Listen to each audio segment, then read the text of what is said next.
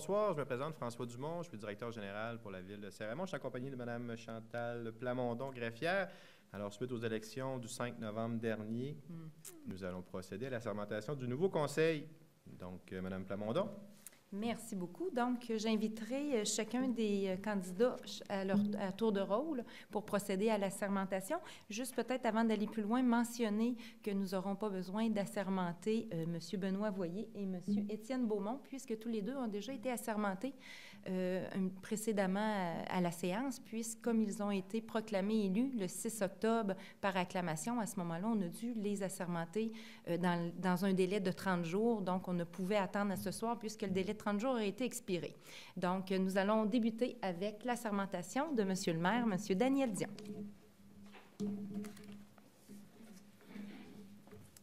Donc, juste lire ce qui est indiqué. Je, Daniel Dion, demeurant au 3949 chemin du lac Sept-Îles à Saint-Raymond, déclare sous serment que j'exercerai mes fonctions de maire avec honnêteté et justice dans le respect de la loi et du code d'éthique et de déontologie des élus municipaux de la ville de Saint-Raymond et que je m'engage à respecter les règles de ce code applicables après la fin de mon mandat. Signé le 13 novembre 2017.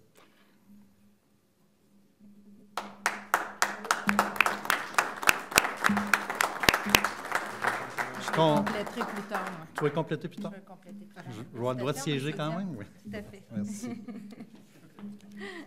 Donc, on va continuer avec M. Philippe Gasse, conseiller au siège numéro 2.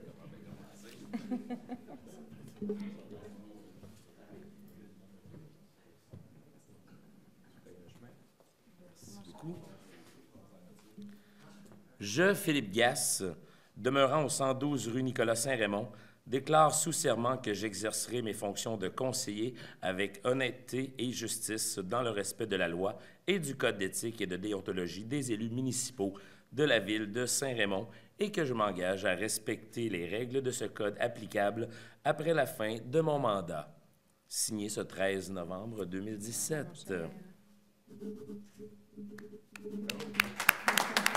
Merci. Merci beaucoup. Merci. Merci. Bon. On est donc rendu au tour de M. Yvan Barrette, conseiller au siège numéro 4.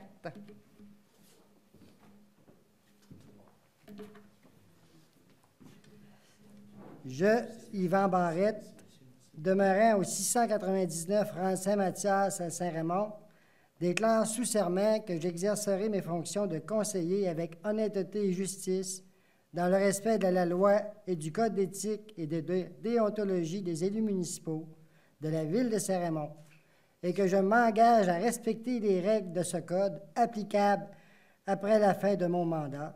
Et c'est signé ce 13 novembre 2017. Merci.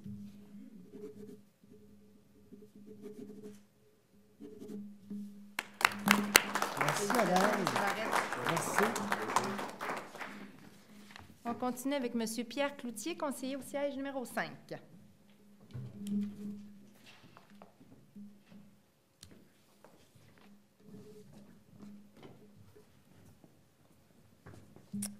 Je, Pierre Cloutier, demeurant au 297 avenue Genois à Saint-Raymond, déclare sous serment que j'exercerai mes fonctions de conseiller avec honnêteté et justice dans le respect de la loi et du code éthique et de déontologie des élus municipaux de la ville de Saint-Raymond, et que je m'engage à respecter les règles de ce code applicable après la fin de mon mandat.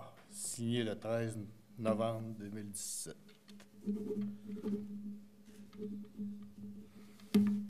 Merci. Félicitations, Pierre. Félicitations. Et finalement, conseiller au siège numéro 6, M. Fernand Lirette.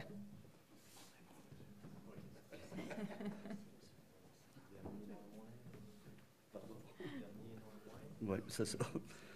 Je, Fernand Lirette, demeurant au 338 de la colline à Saint-Raymond, déclare sous serment que j'exercerai mes fonctions de conseiller avec honnêteté et justice dans le respect de la loi et du code d'éthique et de déontologie des élus municipaux de la ville de Saint-Raymond. Et je m'engage à respecter les règles de ce code applicables après la fin de mon mandat.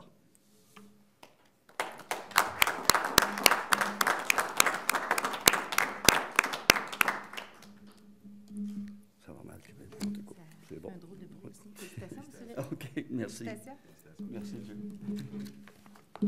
Et voilà, donc on va pouvoir débuter la séance Tout à de fait. ce soir. Merci. Juste déplacer le tout.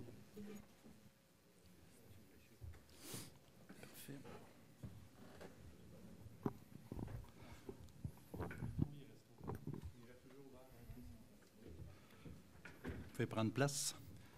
Alors, merci, Madame Plamondon. Maintenant, nous sommes accrédités pour siéger. Alors, la séance peut commencer. Alors, bienvenue à cette séance ordinaire du Conseil de ville de Saint-Raymond du 13 novembre 2017. Alors, nous avons un ordre du jour. Monsieur Dumont, nous avons quelques modifications à l'ordre du jour. Oui, on va commencer par deux points reportés. Nous allons reporter 5.17. 5.17 et 5.19. En fait, 5.17 qui s'intitule « Adoption du second projet de règlement 640-17, règlement modifiant le règlement de lotissement 584-15, aux fins de modifier la largeur minimale d'un terrain dans la zone HA 39, secteur de la rue Mario. » Et nous allons aussi reporter, tel que mentionné, 5.19 qui s'intitule « Adoption du second projet de règlement », c'est un peu en lien avec le même sujet, 641-17, règlement modifiant le règlement du zonage 583-15 aux fins de créer la zone HA 39 dans le secteur de la rue Mario. Donc, ces deux points-là sont reportés à une prochaine séance. Nous allons ajouter une résolution, le point 4.8. 4.8 qui va se nommer ainsi « Nomination d'un représentant à la Régie régionale de gestion des matières résiduelles de Portneuf ». C'est les trois modifications, M. le maire, à l'ordre du jour. Pardon, M.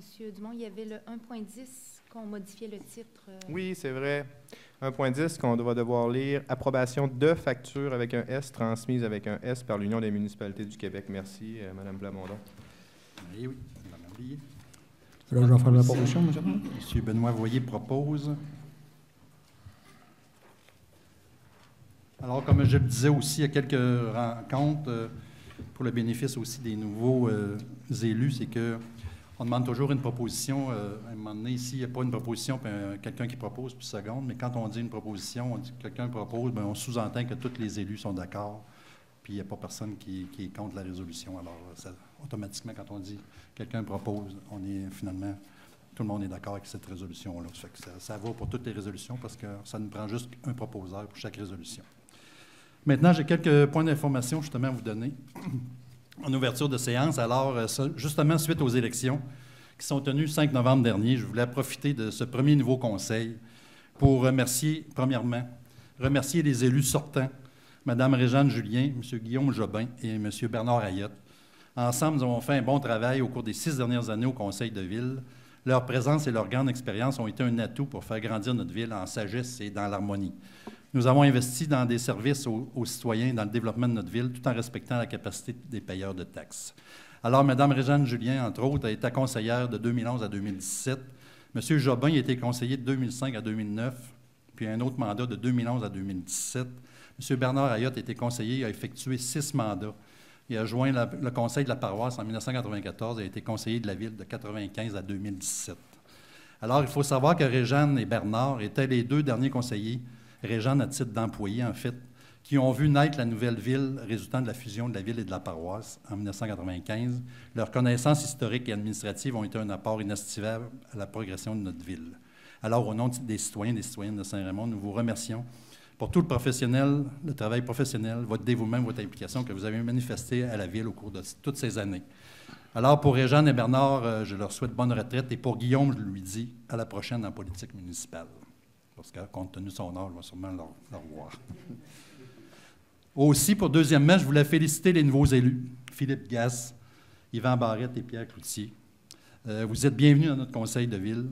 Soyez assurés que nous mettrons tout en œuvre pour vous faciliter le travail de conseiller. Félicitations pour votre élection. Avec les 3 conseillers sortants, Benoît Voyer, Étienne Beaumont, Fernand Lirette et moi-même, nous formerons une équipe unie et concertée dans la gestion de la ville et son développement dans le meilleur intérêt des citoyens et des citoyennes de Saint-Raymond. Merci aux électeurs de nous accorder leur confiance.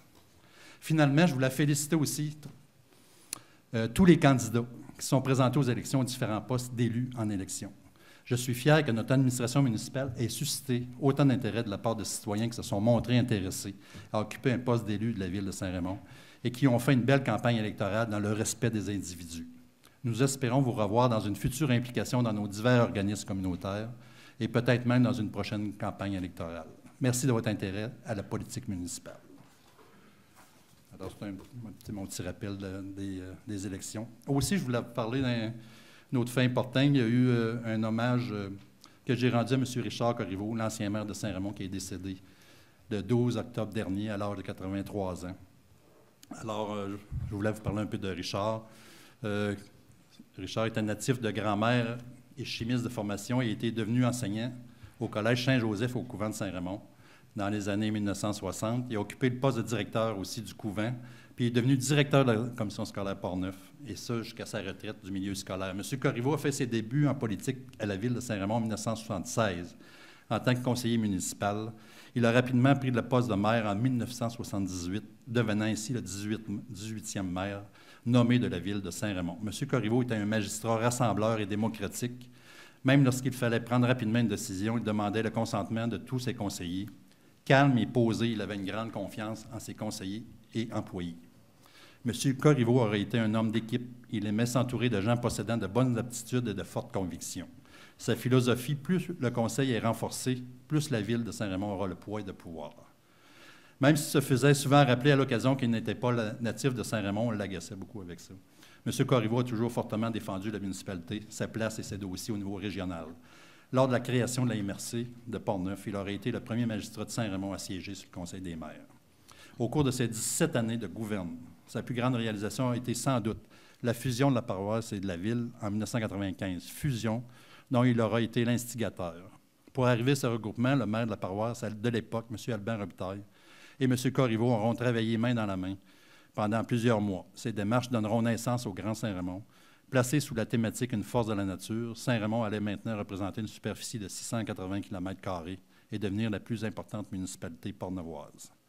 Pendant les années de M. Corriveau à la mairie, mentionnons également les travaux majeurs d'infrastructures d'aqueduc et d'égouts, ainsi que la création du parc industriel numéro 1 et la construction d'un motel industriel. En effet, c'est un projet de longue date qui a été concrétisé en 1991 avec l'ouverture du motel industriel, un édifice de 12 000 pieds carrés, dont le rôle allait être de soutenir le démarrage d'entreprises.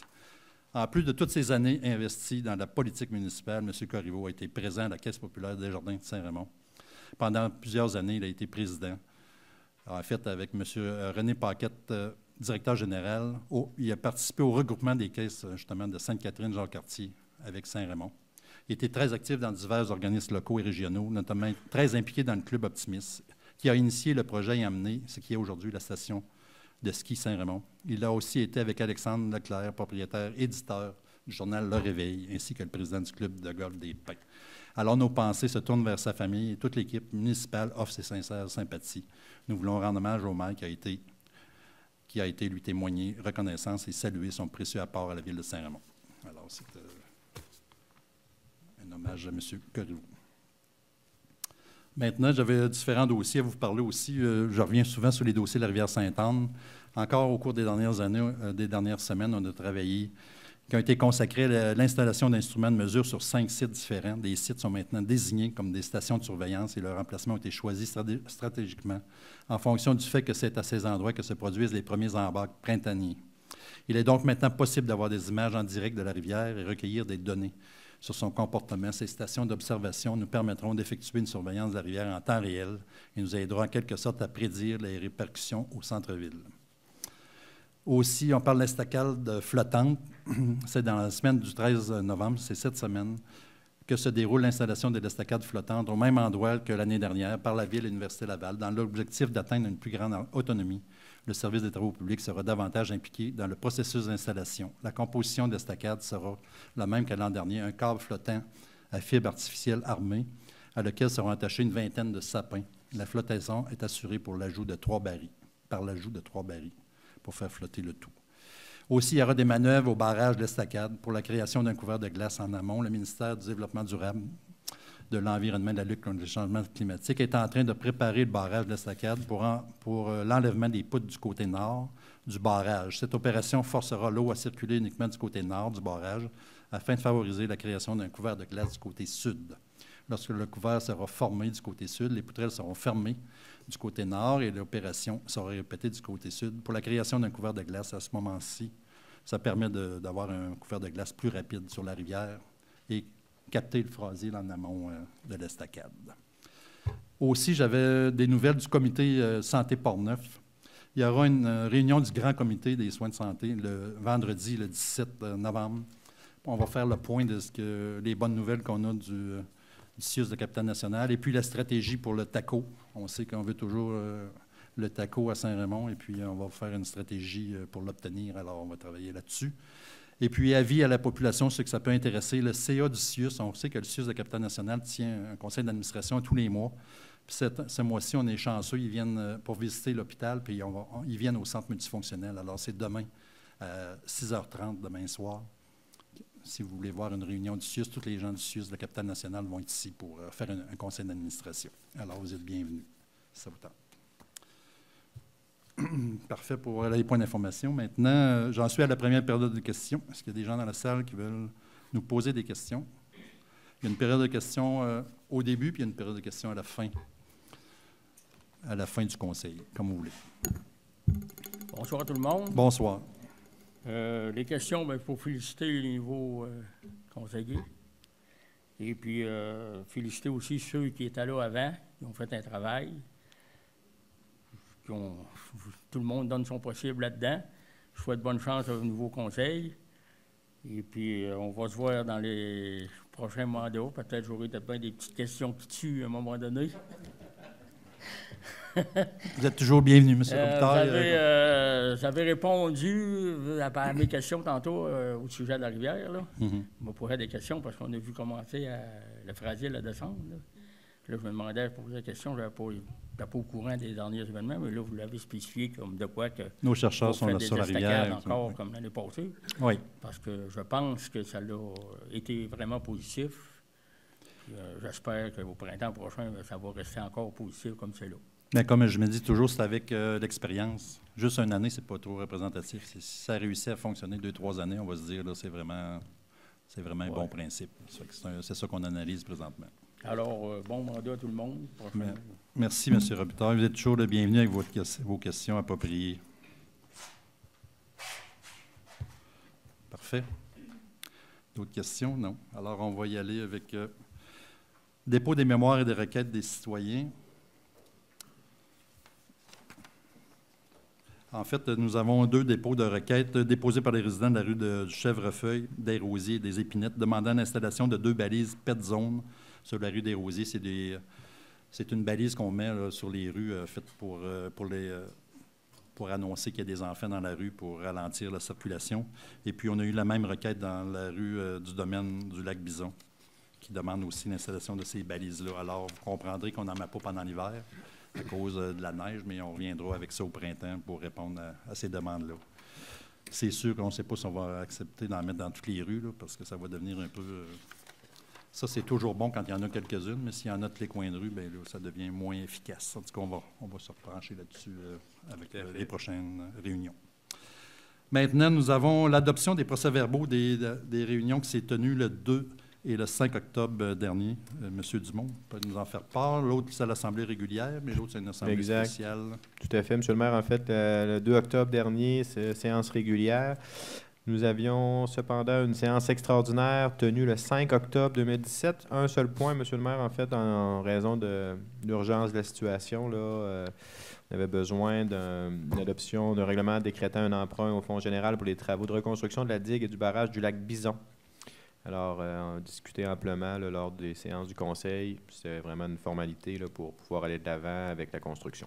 Voilà, c'est le seul point qui était à l'ordre du jour, de la séance extraordinaire du 5 octobre dernier. Pour financer la reconstruction du barrage du lac Bison, qui sera finalement avec un règlement pas un règlement d'emprunt, c'est un emprunt que nous faisons à l'interne pour financer le tout et puis que ça va être chargé à une taxe de secteur à l'ensemble des propriétaires. Tout à fait, exactement. Parfait. Alors, ça me prend une proposeur pour cette adoption des procès-verbaux. Proposé, M. le maire. M. Lérette propose. Maintenant, des dépôts de bordereaux de correspondance pour la période qui s'est terminée le 9 novembre. Là aussi, il y a quelques petites correspondances. Vous comprendrez qu'on a poursuivi rien que 3 lettres durant le mois, là, mais c'est des choses qu'on veut porter à votre attention. Pascal Dastou, conseiller spécial, cabinet du ministre de l'Emploi et de la Sécurité sociale, un accusé réception des résolutions 1708-295 et 296 concernant les demandes au ministère des Transports pour l'aménagement d'une voie de contournement à la ville de Pont-Rouge et de la ville de Sainte-Catherine-la-Jacques-Cartier. Alors, c'est des gens qui accusent des accusés. Réception, Mme Olivia Goodfellow, chef corporatif en relations communautaires chez Saputo, une commandite de 25 000 au projet de piste de vélo de montagne de la ville de Saint-Raymond. Alors, c'est un bel apport de la compagnie Saputo, qui est le plus important employeur de Saint-Raymond. Aussi, une lettre de Mme Andrea Drolette, copropriétaire et entraîneur chez Gymnic, une invitation à participer à la première édition du Défi Blanc, qui aura lieu le samedi 17 février à 19h au centre de ski de Saint-Raymond. Alors, ça fait le tour de notre correspondance qu'on voulait signaler. Maintenant, nomination du maire suppléant pour les mois de novembre 2017 à février 2018. Comme vous savez, ici, certains conseils ont toujours un maire suppléant. Ce maire suppléant, c'est le maire qui remplace le maire dans son absence ou pendant ses vacances, ou des fois quand il faut se diviser en 2 ou en 3 dans la même journée. Bien, le maire suppléant fait la job de maire, puis il va assister à des réunions, il peut aussi présider ici à ma place. Ici, ce qui est particulier ici à la ville de Saint-Raymond, on fait la rotation. Alors, tous les gens ici alentour, les conseillers vont tous passer maire suppléant, chacun son tour. À tous les 4 mois, on change de maire suppléant. Alors, le dernier maire suppléant, c'est M. Étienne Beaumont qui a fait un travail. Il y a eu beaucoup de travail dans les 4 derniers mois. Beaucoup de rencontres, parce que c'est sûr, quand on est cette job-là, on a beaucoup de rencontres à assister, puis beaucoup de travail.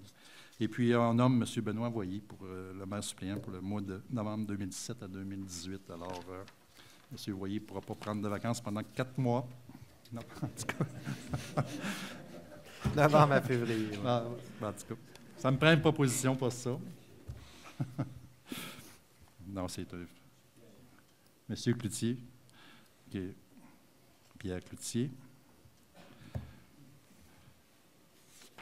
Maintenant, on est rendu à l'autorisation à vue de la signature d'un protocole d'entente visant la protection et la conservation l'arboretum du Club Lyon de Saint-Raymond. Pouvez-vous nous parler de ça, M. Dumont, s'il vous plaît?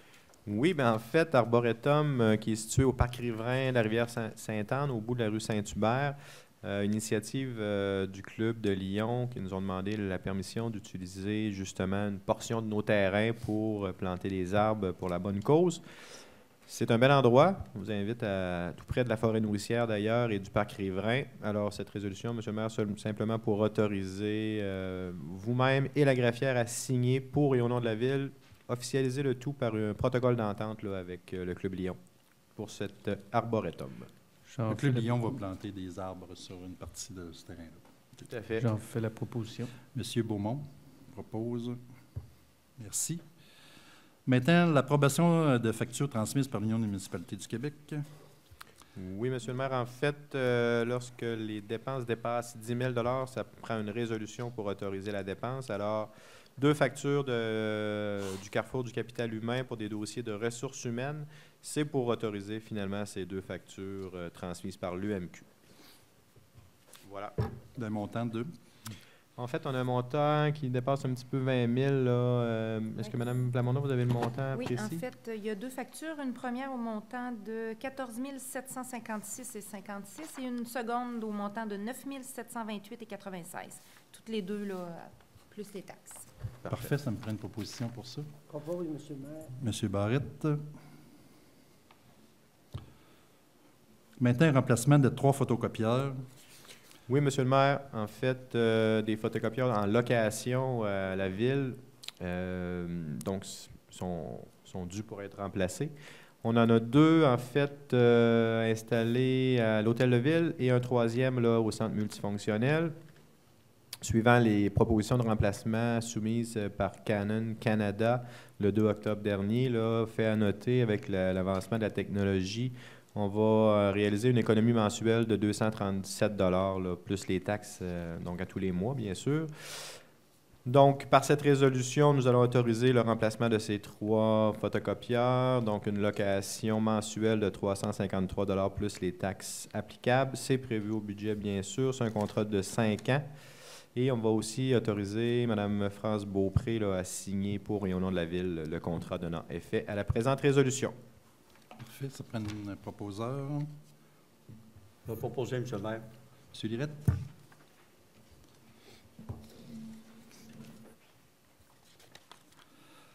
Maintenant, on a l'acquisition, pour faire suite à ça, un peu un serveur informatique. Oui, dans la même lignée, Monsieur le maire, donc remplacement d'un serveur informatique, celui de la bureautique qui héberge la plupart des logiciels de gestion. Alors, suite à l'appel d'offres et la recommandation de notre responsable et conseiller en informatique, M. Christian Gauthier, ouverture des soumissions qui a eu lieu le mercredi 8 novembre dernier. Donc, 2 soumissionnaires. Le plus bas soumissionnaire conforme, Compugène. Donc, par cette résolution, nous allons donner le contrat pour l'achat d'un nouveau serveur informatique à Compugène pour un montant de 14 986,50 plus les taxes. C'est prévu au budget, Monsieur le maire, de l'année. Parfait. Qui propose? Propose, M. le maire. M. Barrette.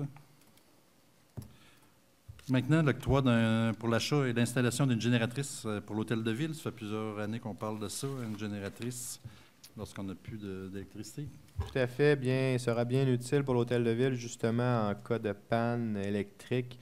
Ça va nous assurer un fonctionnement puis un suivi auprès de nos citoyens, pardon.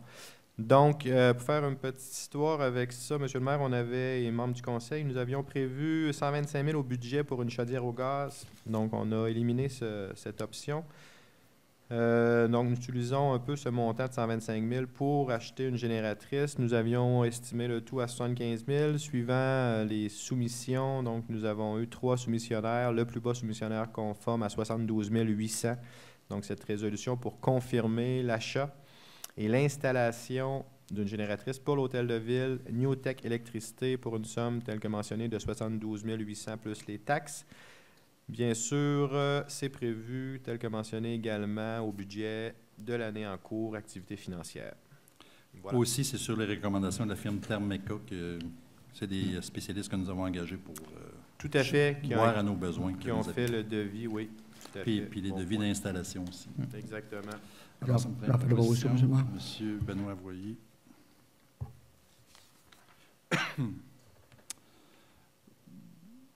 Maintenant, 1.14, dépôt du certificat d'enregistrement du règlement 634-17. Madame Plamondon, je pense que vous avez... Oui, suite à l'approbation du règlement tel que mentionné au procès-verbal de la séance extraordinaire, il y avait une signature de registre pour les gens qui voulaient s'opposer. Effectivement, donc pour le règlement d'emprunt pour la construction là, de la digue et du barrage du lac Bison. Donc, 2 personnes se sont présentées pour signer le registre. Donc, on avait besoin de, mon Dieu, de mémoire, 21 signatures, là, me semble bien. Donc, le règlement était approuvé par les personnes habiles à voter. Parfait. C'est un dépôt? C'est un dépôt. Parfait. Maintenant, on a un dépôt du certificat d'enregistrement du règlement 635-17. Lui, c'est le décrétant un emprunt en vue de la construction du garage municipal d'une caserne. Oui, tout à fait. Donc, ce règlement d'emprunt est également soumis à l'approbation des personnes habiles à voter. Encore une fois, 2 personnes ont signé le registre. Donc, on avait besoin de 500 signatures cette fois-ci, puisque c'était un règlement d'emprunt qui était soumis à l'ensemble des personnes habiles à voter là, de la ville de Saint-Raymond. Donc, le règlement est maintenant transmis au ministère pour approbation. Donc, on est en attente d'approbation du ministère. Parfait. Merci. C'est un dépôt. Également. Maintenant, on est rendu au niveau de la trésorerie. Monsieur Nicolas Pépin, bordereau des dépenses, que c'est terminé le 9 novembre 2017. Beaucoup de dépenses en cette fin d'année. Oui, merci. Oui, on a dépensé beaucoup. C'est le nouveau conseil, je pense, qui a vraiment beaucoup dépensé. Non, sans blague. Un total pour le mois d'octobre, 1 663 526,73 $. Il y a 3 montants plus importants à souligner pour ce mois-ci. Donc, réfrigération Noël, 262 600 $. C'est pour la modification du système de réfrigération à l'Arena. Également, construction BML, fourniture de gravier pour les travaux du chemin de la Traverse, 68 500 $. Et finalement, un montant versé à Paradis Aménagement urbain, 73 800 $, qui est pour la construction du mur de béton ici de la Côte-Joyeuse. C'est le paiement final là, pour les travaux du mur de béton. Donc, ça prend une résolution pour faire le paiement de toutes les dépenses du mois d'octobre. Parfait. Qui propose? J'en fais la proposition, M. le maire. M. Beaumont.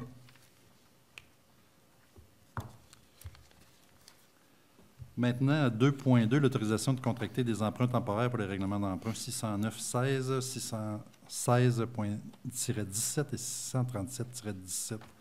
Ça, finalement, c'est des règlements d'emprunt. Parce qu'il faut comprendre qu'on essaie d'avoir un plus gros montant pour aller sur le marché des financements. C'est des règlements d'emprunt qui ont été approuvés même par le ministère des Affaires municipales. On va en financement public, ça va échaler en février 2018. Mais en attendant, la question de liquidité, vu que nos prochains encaissements de taxes, ça va jusqu'au mois de mars, le ministère, dans la loi, on a le droit d'aller en financement temporaire. Donc, on va emprunter à la caisse en attendant d'aller en règlement d'emprunt approuvé par les gens du ministère. Là. Parfait, ça prend une proposition pour nous autoriser à faire ça. Monsieur Cloutier? Oui. Parfait.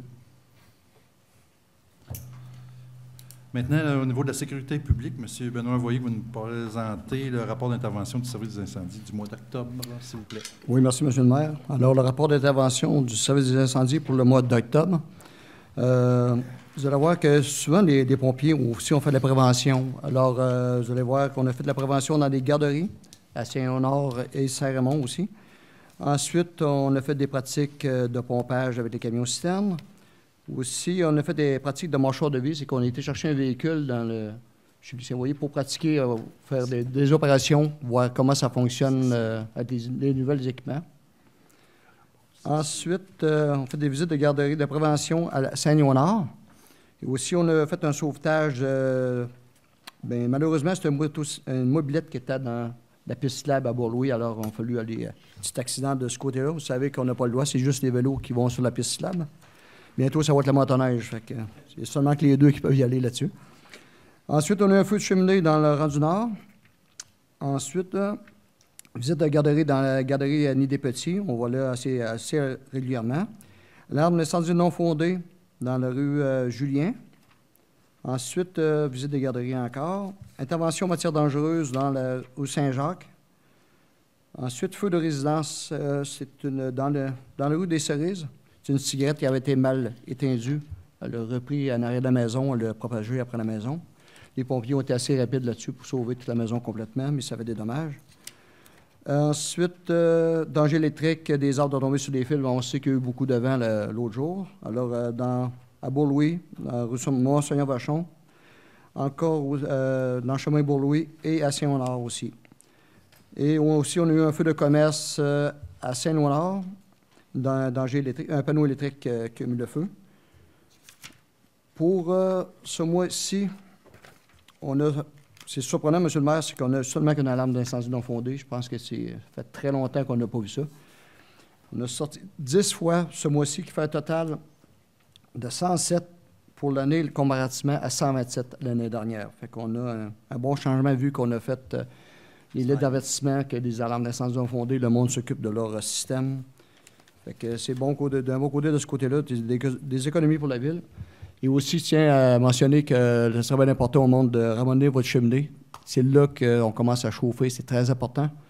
Et aussi, on a des équipements aussi. Vous pouvez appeler service d'incendie, ils vont vous référer. Je pense que c'est une personne de Pont-Rouge qui fait ça, les nettoyages de cheminée. M. Jean-Claude va vous en faire part. Et des fois, si vous avez des questions, appelez Jean-Claude au 564-6094. Bien important, des fois, si vous voulez faire un feu de quoi que ce soit, ça prend une permission. Si vous n'appelez pas, vous allez avoir la visite des pompiers qui vont arriver, vous allez avoir une belle amende qui va aller avec ça. Alors, appelez Jean-Claude à 564-6094. Donc, je vais demander, Jean-Claude, le nom qu'il peut nous donner pour le... Oui, M. le maire, pour ramener les cheminées, il y a 2 compagnies dans le comté qui font des remanages, et puis c'est 2 compagnies qui ont des assurances, qui sont renommées pour faire ça. Ils sont accrédités? Ils sont accrédités. Ils ont juste à m'appeler au bureau, puis il n'y aura pas de problème. Puis, je demanderai aux gens, ça va être les décorations de Noël qui vont commencer, de faire attention avec les extensions, pas trop surcharger les extensions, de mettre des bonnes extensions, avoir des fils assez gros pour pas que les fils chauffent non plus. Puis quand ils partent le soir, des fois, d'éteindre les décorations de Noël dans les résidences, c'est plus sécuritaire. Oui, à l'intérieur surtout. Parfait. Alors, ça m'a fait au rapport des incendies, M. le maire. Merci. Maintenant, à 3.2, on a fait des achats d'habits de combat pour les pompiers volontaires. Tout à fait, Monsieur le maire. Donc, pour autoriser l'achat, en fait, de 5 en tout. 5 habits de combat. Ce qu'on appelle des bunkers. Oui, merci. Le bunker suit. En fait, 3 nouveaux pompiers, 2 habits de combat qui doivent être remplacés, 5 au total. Aérofeu, l'entreprise fournisseur, pour un montant de 13 375. C'est prévu au budget des activités financières de l'année en cours. Parfait. J'ai la proposition, M. le maire. Oui, monsieur. Vous voyez. Je voulais juste mentionner, M. le maire, que c'est bien important qu'on ait des habits de spare aussi, parce que vous savez qu'il y a un cancer de la peau actuellement là, pour les pompiers. Fait qu'il faut qu'il y ait un autre équipement, que s'il arrive un feu, il faut qu'ils mettent de côté, il faut qu'il y ait un lavage approprié. Et ensuite de ça, ils peuvent prendre l'autre bunker. Et maintenant, là, les cagoules qu'on avait anciennement, actuellement, ne sont plus conformes parce que c'est le danger qu'ils peuvent rentrer par la gorge. Et le cancer peut être assez imminent de ce côté-là. Il va falloir changer nos cagoules prochainement. Graduellement. Oui. Ça va être dans le prochain budget. Merci. Maintenant, transport routier et hygiène du milieu. On est à la présentation des travaux effectués par les employés des services de travaux publics. Monsieur Lirette, s'il vous plaît. Oui, Monsieur le maire, les travaux effectués durant le mois d'octobre par les employés des travaux publics, finalement, il y a eu la reconstruction de la digue dans la rue Monseigneur-Vachon, l'entretien des fossés et des ponceaux, les fuites d'eau, on a eu des fuites d'eau dans le centre-ville, réparation du regard au pied de la Côte-Joyeuse, on a eu du nivellement des accotements dans de différents rangs, entretien des chemins de gravier, réparation des nids de poules avec de l'asphalte chaude tout le temps, chantier durant de la traverse, on a terminé la réparation de 1,6 km qu'on a refait en eux complètement dans le rang de la traverse. L'entretien de la signalisation, l'entretien de la machinerie, le rinçage du réseau d'eau potable qui n'est pas tout à fait terminé encore, puis le traitement des plaintes, comme à tous les mois, les chevreuils, les arbres, les branches. On va peut-être avoir moins de chevreuils. La chasse est finie aujourd'hui. Hier. On en voit moins, ça. Merci, c'est tout, Monsieur le maire. Parfait, merci. 4.2, demande de subvention dans le cadre du programme réhabilitation du réseau routier local, voire volet redressement des infrastructures routières locales. Tout à fait, Monsieur le maire. En fait, par cette résolution, nous allons autoriser la présentation d'une demande d'aide financière. Nous allons confirmer notre engagement aussi à réaliser les travaux selon les modalités du programme. Donc, c'est pour le rang Saguenay. Plan régional, il nous reste un élément au niveau du rang Saguenay. Donc, nous allons déposer une demande pour la réalisation des travaux prévus. Ça prend une résolution pour déposer cette demande. Tout à fait. Qui propose M. Barrette. Maintenant, on fait le remplacement d'un GPS haute précision. On sait qu'on avait un GPS à remplacer. Exact. Un équipement, M. le maire, qui date de 10 ans, donc difficile de renouveler, de réparer, de renouveler les pièces. Donc, une opportunité avec un rabais de fin d'année, si on veut, là, au lieu d'être, je crois que c'est 27 000 $, on fait un achat de 18 000 $. Donc, par cette résolution, nous allons autoriser cet achat auprès de l'entreprise Cancel Survey Equipment Incorporé. Nous allons donc autoriser cet achat d'un GPS haute précision modèle R10 internal RAD 410-470 au montant de 18 050 $ plus les taxes applicables. Et nous allons prendre le tout au budget aussi de l'année en cours des activités financières, Monsieur le maire.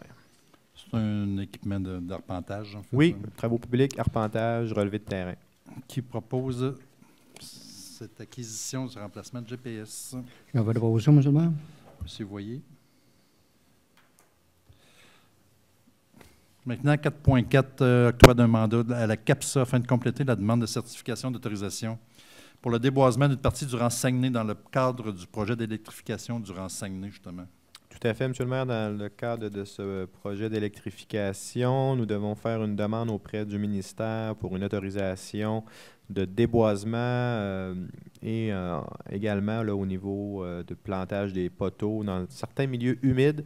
Donc, nous devons obtenir l'autorisation du ministère. Cette résolution va autoriser justement la CAPSA à faire les démarches pour obtenir les autorisations nécessaires auprès du ministère de l'Environnement. Alors, par cette résolution, nous autorisons la CAPSA telle que mentionnée. Nous autorisons également notre directeur des travaux publics, Pierre Beaulieu, à signer pour et au nom de la Ville la dite demande. Et la demande va être transmise au ministère tel que mentionné. Parce Voilà. qu'il faut faire une demande au ministère de l'Environnement pour déboiser 3 mètres, en fait, pour l'installation des poteaux. Puis ça ferait une demande au ministère de l'Environnement pour planter des poteaux aussi. Parce qu'il y a des milieux humides le long de la route. Exactement. Alors, c'est ça qui nous retarde actuellement dans l'installation de ces poteaux. On fait la proposition. M. Étienne Beaumont. Maintenant, à 4.5, l'autorisation en vue de la signature d'une convention pour le prolongement des réseaux électriques et de la télécommunication dans le secteur de la baie Vachon, justement suite à la confection de la nouvelle rue. Exact, étape. Il faut y installer les poteaux, là encore. Exact, réseau électrique, Monsieur le maire. Donc, c'est une étape logique dans la suite du chantier. Donc, par cette résolution, nous allons autoriser moi-même, directeur général, à signer pour et au nom de la Ville la dite convention. Ça prend une convention avec Hydro-Québec là, pour obtenir les services électriques dans le secteur de la baie Vachon. Voilà. Par contre, comme je l'ai mentionné l'autre jour, il faut faire aucun déboisement. Il faut mettre les poteaux dans une section. S'il faut le mettre en dedans, en fait, des fossés, on va le mettre en dedans des fossés. Là, pour la rue est assez large pour faire aucun déboisement. Il ne faut pas mettre les poteaux et après ça redéboiser notre 3 mètres. Là. On a assez déboisé. Là, ça fait que ça sera à rajouter à la résolution. Qui propose? Je le propose, M. le maire. M. Lirette.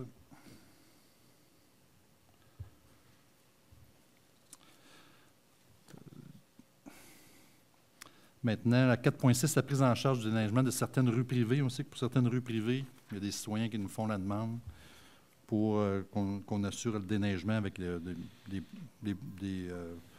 des contracteurs privés dans ces cas-là. Puis qui nous ont, à ce moment-là, ces montants-là sont refacturés aux utilisateurs, à ces citoyens-là. C'est juste une façon de mieux répartir la facture parce que quand c'est pas fait, des fois, les gens font ouvrir une rue puis on court après les gens pour se faire payer, puis c'est pas facile. Hein. Exact. Procédure légale, une requête qui permet justement, comme vous l'avez bien expliqué, là, que le déneigement se réalise sur une rue privée. En fait, c'est un service que la Ville offre.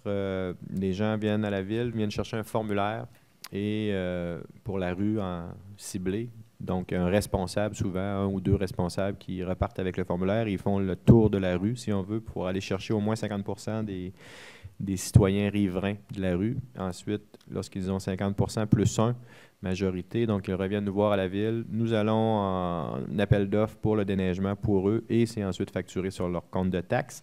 Donc, plusieurs rues là, dans cette résolution. Je ne les mentionnerai pas tous, là, mais bon, il y en a plusieurs. Ensuite, suivant cette liste de rues, la Ville va en appel d'offres et là, on a, par cette résolution, nous allons autoriser plusieurs mandats à des entrepreneurs. Donc, Mike Gagnon, je vais les nommer parce qu'il y a des montants impliqués, là. Mike Gagnon, 5 250. Fernand Girard, 9 750. Déneigement, Gérard Légaré, 8 900. Sylvain Moras, 12 700. Les entretiens La Flamme, 2 525. Le forestier Ghislain Bédard, 3 000 M. Christian Vallière, 5 000, 12 Ferme Victorin Drolette, 2 562. Opération forestière Gervais Moras, 1 062,50. SM Transport, 4 000 Évidemment, dépendamment de la longueur de la rue, la particularité de la rue, les montants diffèrent. Donc, 2 versements, 15 décembre et 15 février. Cette présente résolution va autoriser ces mandats pour différentes rues privées. Là, je pourrais en nommer quelques-unes. Là, rue de la Cigale, des Abeilles, des Coccinelles, rang des Cèdres, allée du Golfe, etc. Chemin du Lac-Drolet, rue Vanier, Ruisseau et quelques autres rues privées. Voilà. Parfait. Alors, ça me prend une proposition. Je propose, Monsieur le maire. Oui, M. Gass propose. Maintenant, une modification au contrat de déneigement des lots 1. Ça, c'est le secteur centre-ville. Et 2, secteur sud. Ça, finalement, c'est des rues qu'on a ajoutées, des choses comme ça. Donc, il faut modifier les contrats qu'on avait déjà signés avec eux.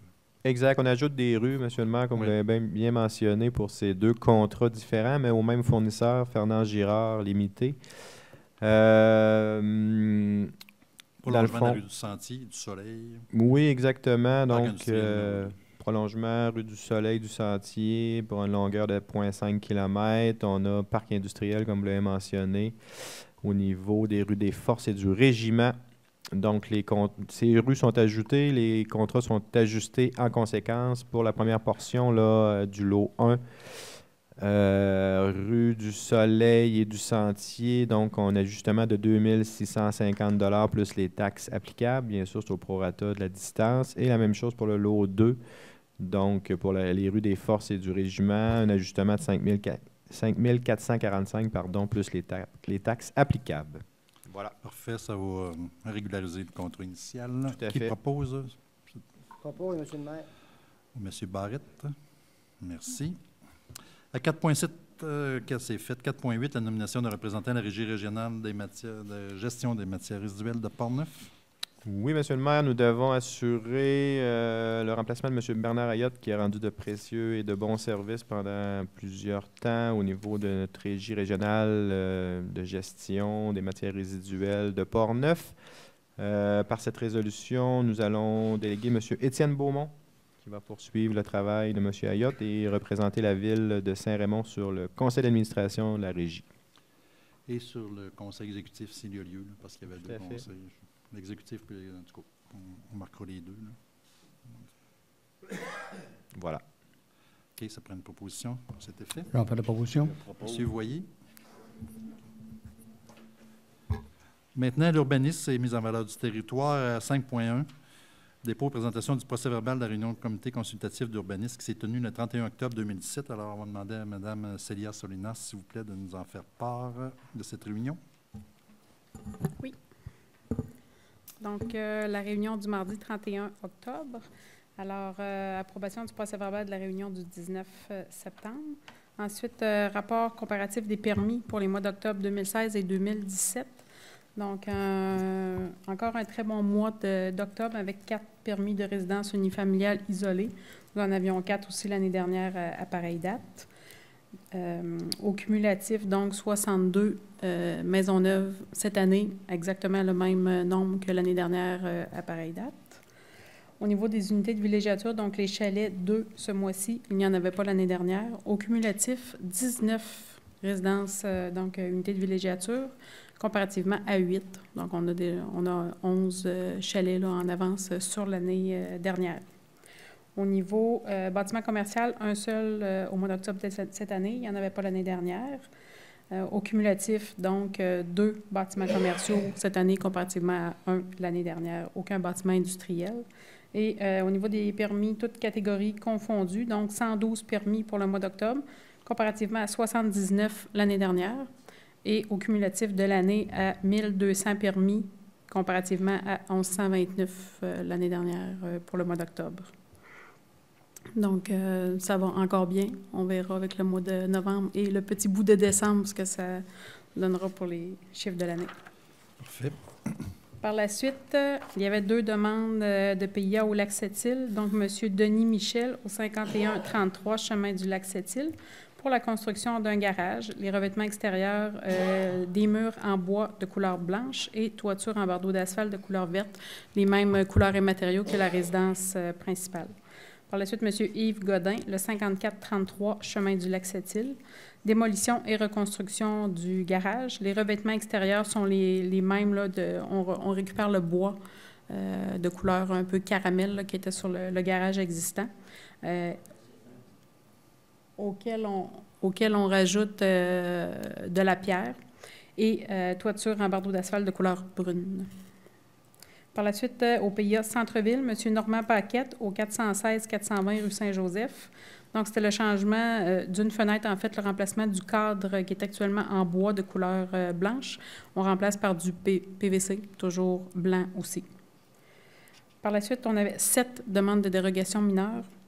Donc, je vais peut-être juste vous les nommer rapidement, étant donné qu'on va revenir là, pour les présentations.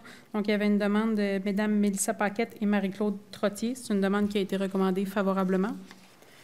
Demande de Mme France Cadrin et M. François Bédard. Demande qui a été recommandée favorablement. Caisse populaire des Jardins Saint-Raymond-Sainte-Catherine. Demande qui a été recommandée aussi. Demande de Mme Émilie Terrien, M. Carl Moisan, demande qui n'a pas été recommandée favorablement.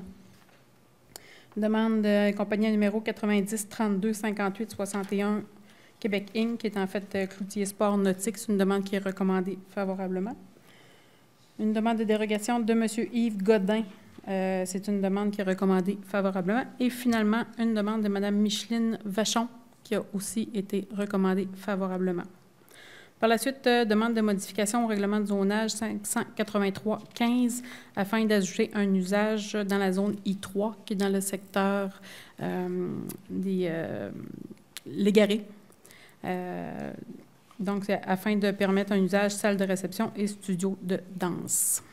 C'est ce qui complétait au niveau du CCU du 31 octobre. Parfait. Alors, ça, c'est un dépôt. Maintenant, des demandes dans le cadre du domaine des PIA. C'est notre programme pour peut-être les gens qui sont nouveaux au conseil. C'est un programme architectural, d'intégration architecturale que nous avons au centre-ville et au Lac-Sept-Îles. Alors, les gens qu'il faut qu'ils fassent des rénovations ou quoi que ce soit, il faut qu'ils passent absolument par le CCU, le Conseil consultatif d'urbanisme, pour demander. Parce qu'il y a certaines normes, on ne peut pas mettre n'importe quoi dans les matériaux, etc. Il faut maintenir les couleurs, etc. Puis la qualité des matériaux. Alors, ces gens-là, c'est pour ça qu'on relate ça tous les mois. On va revenir avec les gens qui ont présenté des demandes, puis il faut les accepter au Conseil. Ça passe au CCU avant. Alors, les demandes faites dans le cadre du PIA, dans ce cas ici, il y avait 2 demandes. Il faut les accepter dans le bloc. Ça prend une proposition Stéphalo. Toutes les 2 avaient été recommandées. Recommandation favorable. Alors, qui propose? Je propose, M. le maire. M. Cloutier. Propose les 3 demandants. Il y avait M.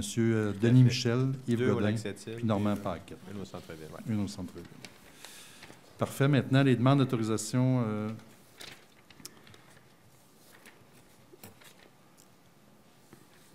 CPTAC, M. le maire, 5.3. On a une demande de CPTAQ pour M. Jean Bédard. Vous pouvez nous en parler? Oui. Donc, c'est une demande de M. Bédard auprès de la CPTAQ afin d'autoriser un usage à une fin autre que l'agriculture sur une partie du lot 6 103 859. Plus précisément, afin de régulariser la position du garage accessoire à la résidence qui a été construit en 2002 et lequel, en empiètement au complet dans une partie de la zone agricole. Donc, sur le plan que malheureusement vous ne voyez pas, mais que les gens voient à la maison, c'est un terrain qui est situé là, au coin du Grand Rhin de la rue des Mélèzes, dont la plus grande partie là, est située hors de la zone agricole. En 2002, un permis a été demandé pour la construction d'un garage et à ce moment-là, étant donné une délimitation qui était plus ou moins claire de la zone agricole, le permis a été donné pour construire le garage, donc dans cette petite portion de 420 mètres carrés qui est en zone agricole sur le terrain de M. Bédard, qui lui mesure 2021 mètres carrés. Donc, c'est vraiment une petite pointe, un petit triangle là, au fond du terrain qui empiète dans la zone agricole et c'est là que le garage a été construit. Donc, étant donné que c'est un usage qui n'est pas agricole, la commission doit donner une autorisation là, pour conserver ce garage-là à cet endroit. Donc, il y a besoin de notre appui, c'est pour ça qu'on fait une résolution. Et on a besoin pour pouvoir déposer... régulariser la situation. Tout à fait. Donc, on a besoin finalement de l'appui de la Ville afin de déposer la demande auprès de... C'est la procédure, hein? La Ville doit se positionner sur la demande en appui ou non. Donc, plus souvent qu'autrement, on appuie nos citoyens. Donc, cette résolution. Puis ensuite, la démarche, la procédure se poursuit avec la CPTAC, où là, on n'a pas vraiment... Ça ne veut pas dire que ça va marcher. On n'a pas vraiment d'influence sur la CPTAC, là. Tout à fait. Et naturellement, toutes les demandes qui sont appuyées par le Conseil doivent être aussi conformes à nos règlements, donc le règlement de zonage. Dans ce cas-ci, tout est conforme. Donc, on recommandait d'appuyer cette demande. Alors, ça me prend une résolution pour cet appui. J'en fais la proposition, M. le maire. M. Beaumont. Parfait. Maintenant, on est en audition pour les dérogations mineures. On va les passer une par une. Je crois que c'est l'idéal. On va y aller avec Mme Mélissa Paquette et Marie-Claude Trottier. Oui. Donc, c'est une demande qui vise à autoriser que la résidence existante puisse être implantée à une distance de l'ordre de 6,49 mètres de la limite latérale gauche plutôt qu'à 9 mètres, comme prévu au règlement de zonage pour cette zone-là, la zone F16. Donc, on se situe dans le rang Gosford. C'est une terre, là, pas très large, mais qui est très, très longue, là, et presque entièrement boisée. Donc, on voit ici, avec le certificat de localisation, la résidence, en fait, c'est le carré rouge qui est situé à... Ça prend beaucoup d'imagination. Oui, ça, Pour les membres du conseil, les gens à la maison ont la chance de voir le... Je vais essayer de faire un dessin, là. Je vais essayer d'être clair. Donc, la résidence se situe là, à environ 46 mètres du rang Gosford. Normalement, elle aurait dû être située à 9 mètres de la limite. Par contre, il y a eu un petite erreur là, ou un malentendu au niveau là, de l'implantation là, des piquets qui ont été installés là, pour l'excavateur. Donc, l'excavateur a creusé à 6,49 mètres plutôt qu'à 9 mètres. Trop près de la ligne. Trop près de la ligne. Donc, cette demande-là, comme je le disais tout à l'heure, a été recommandée favorablement. Là, donc, on voit ici là, la maison, on voit que c'est un terrain qui est entièrement boisé. Il n'y a aucune perte de jouissance là, au niveau du voisinage des voisins. Donc, alors, en audition, s'il n'y a personne qui a quelque chose à dire là-dessus, on passe une résolution qui statue sur la demande de dérogation mineure de Mme Mélissa Paquette et Marie-Claude Trottier. Ça prendrait une résolution. Oui, M. Barrette. Maintenant, une autre résolution. On est en audition aussi pour Mme France Cadrin et M. François Bédard. Oui, on se déplace au 1740 rang Saguenay. Donc, c'est une demande qui vise à autoriser que le garage existant puisse être implanté à une distance de l'ordre de 1,09 mètres de la limite latérale droite plutôt qu'à 1,2 mètres, comme prévu à l'article 10.3.2 du règlement de zonage.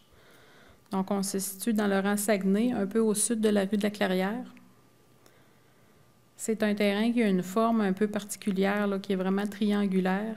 Et le garage, lors de la construction, l'implantation là, par le propriétaire à ce moment-là a été mal faite. Le calcul de la limite a été mal fait. Donc, le garage a été construit à une distance de l'ordre de 1,09 de la limite latérale droite. Dans ce cas-ci, il n'y a pas de perte de jouissance pour le voisin, alors que lui-même, ces deux garages sont situés sur le long de cette ligne-là. Donc, on n'a pas de perte de percée visuelle ou quoi que ce soit au niveau du voisin. Et le comité consultatif va recommander favorablement cette Il faut dérogation. comprendre que ces demandes-là nous arrivent, finalement, c'est quand on veut faire une transaction, une achat, une vente, on va faire un certificat de localisation. Puis là, l'arpenteur nous dit que vous êtes trop proche de la ligne. C'est à ce moment-là qu'on se rend compte. Des fois, ça fait 10 ans, 20 ans, puis on ne s'est jamais aperçu de ça, puis personne ne s'est jamais aperçu de ça. Jusqu'à temps qu'on arrive avec un papier légal. C'est un peu ça, c'est pour ça que ces demandes-là qui nous arrivent. Puis il faut régulariser la situation. Sans ça, quelqu'un ne pourra pas vendre, faire une transaction. Effectivement, normalement, là, pour la vente ait lieu, il faut que la propriété soit conforme. Sinon c'est des fois des problématiques qui ressortent là, suite à une construction neuve. Donc, quand le certificat de localisation est produit là, suite à une construction et non pas parce qu'il y a une transaction, bien, dans ce cas-ci, il faut aussi régulariser. Oui, c'est ça. Oui. Sinon, bien, quelqu'un va avoir la transaction avec quelque chose qui n'est pas conforme à la ville, puis avec ces risques qui vont avec. Et normalement, l'institution financière ne prête pas non plus quand la propriété n'est pas conforme. C'est parfait. Parfait. Alors, ça prend quelqu'un qui propose cette résolution-là. Proposition, M. le maire. Monsieur Voyer. Maintenant, on a une autre demande. On a plusieurs demandes de dérogation mineure ce soir. Maintenant, c'est la Caisse populaire Saint-Raymond. Oui. Donc, 225 avenue Saint-Maxime. Oui. C'est une demande qui vise à autoriser que, suite à la subdivision du lot 3 122 997, qui est le terrain finalement où s'est située la Caisse populaire, que le bâtiment principal existant puisse être implanté à une distance de l'ordre de 1,52 mètres de la limite arrière plutôt qu'à 9 mètres. Et par la suite, que vise également à autoriser que le bâtiment principal, qui est la Caisse populaire, puisse être implanté à une distance de l'ordre de 0 mètre, donc puisse être implanté jusqu'à la limite de propriété arrière plutôt qu'à 9 mètres, tel que prévu au même règlement qui est le règlement de zonage. Juste spécifier que la première partie de la dérogation visait en fait sur ce terrain-là, comme on va le voir comme vous ne le verrez pas, en fait, mais que je vais essayer de vous expliquer, c'est qu'il y a le bâtiment principal de la Caisse populaire qui est sur Saint-Maxime et il y a un bâtiment qui est utilisé actuellement par la Caisse qui est une maison, finalement, qui est située sur la rue Saint-Joseph. Ces deux bâtiments-là sont reliés par un genre de couloir actuellement et le but est de venir créer, finalement, un lot autour de cette maison-là qui est située sur la rue Saint-Joseph afin d'être utilisé à d'autres fins. Notamment là, pour le... C'est pour ça qu'il n'y a pas d'espace. C'est ça. En fait, le couloir qui est situé entre les deux, il y a une portion qui demeure avec la maison qui va être démolie jusqu'à une distance de l'ordre de 1,52 mètres de la limite latérale. Par contre, la Caisse populaire désire garder la première partie de ce couloir-là parce qu'il y a un bureau qui est aménagé à l'intérieur. Donc, à ce moment-là, la marge de recul là, pour la Caisse qui est sur Saint-Maxime, donc sa marge arrière sera, elle, à 0 mètre.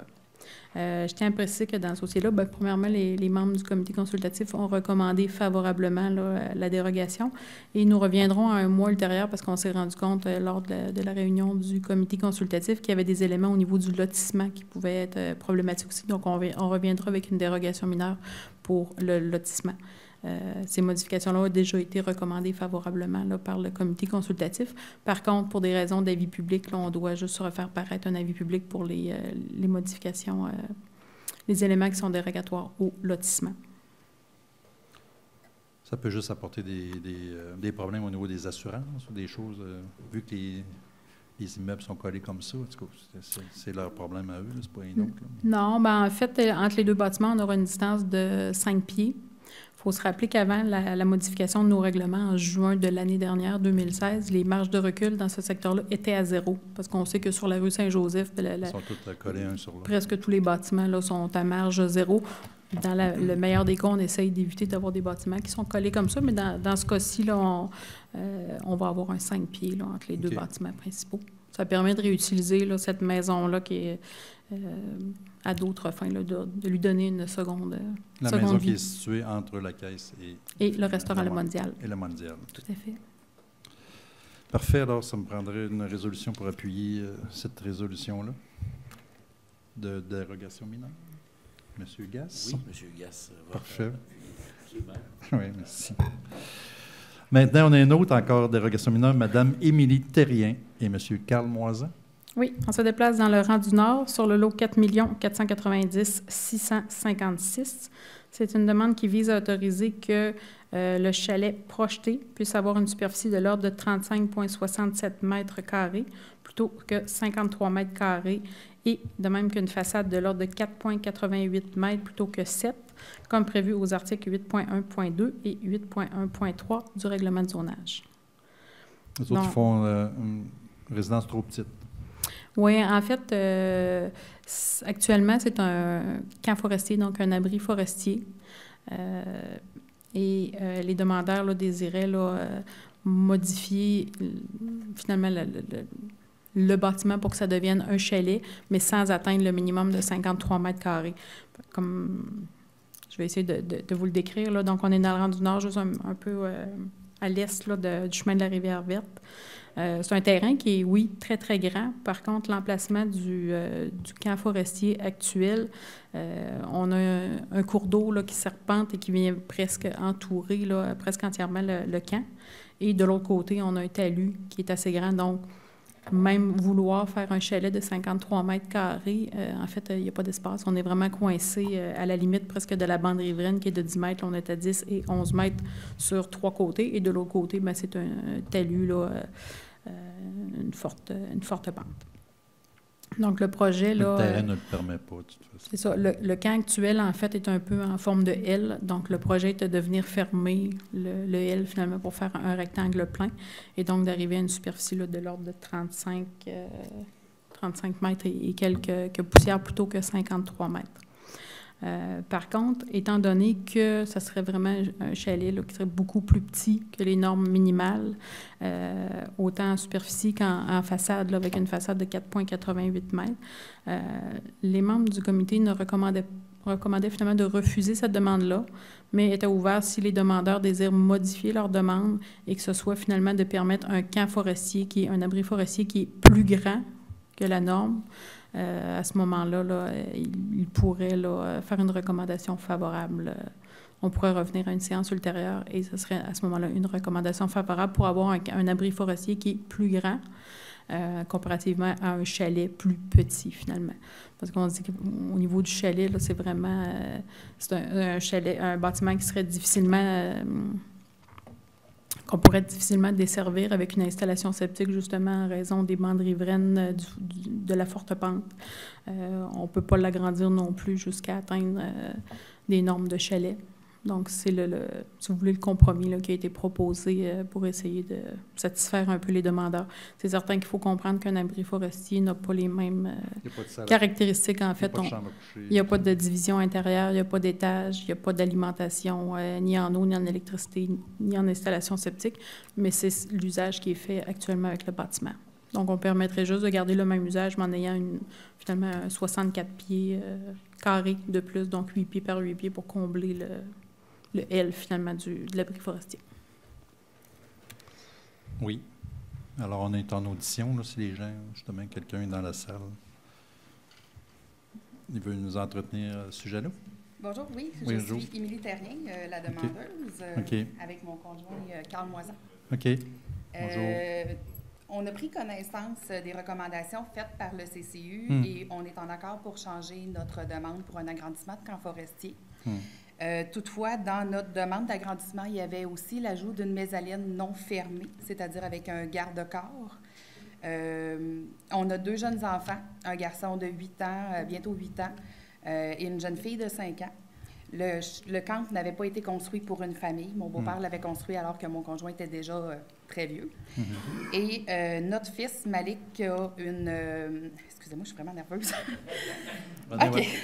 Notre fils, Malik, est TDAH de type hyperactif, impulsif, prédominant, avec opposition et anxiété de performance. On est présentement dans l'attente pour ajouter à tout ça, comme si c'était pas assez, un spectre de l'autisme léger à modéré. On est en attente pour l'hôpital depuis plusieurs mois. On est suivi depuis plusieurs années. J'ai aussi apporté avec moi une lettre de notre TS qui stipule les besoins de notre enfant relativement à les installations familiales, maison, chalet, etc.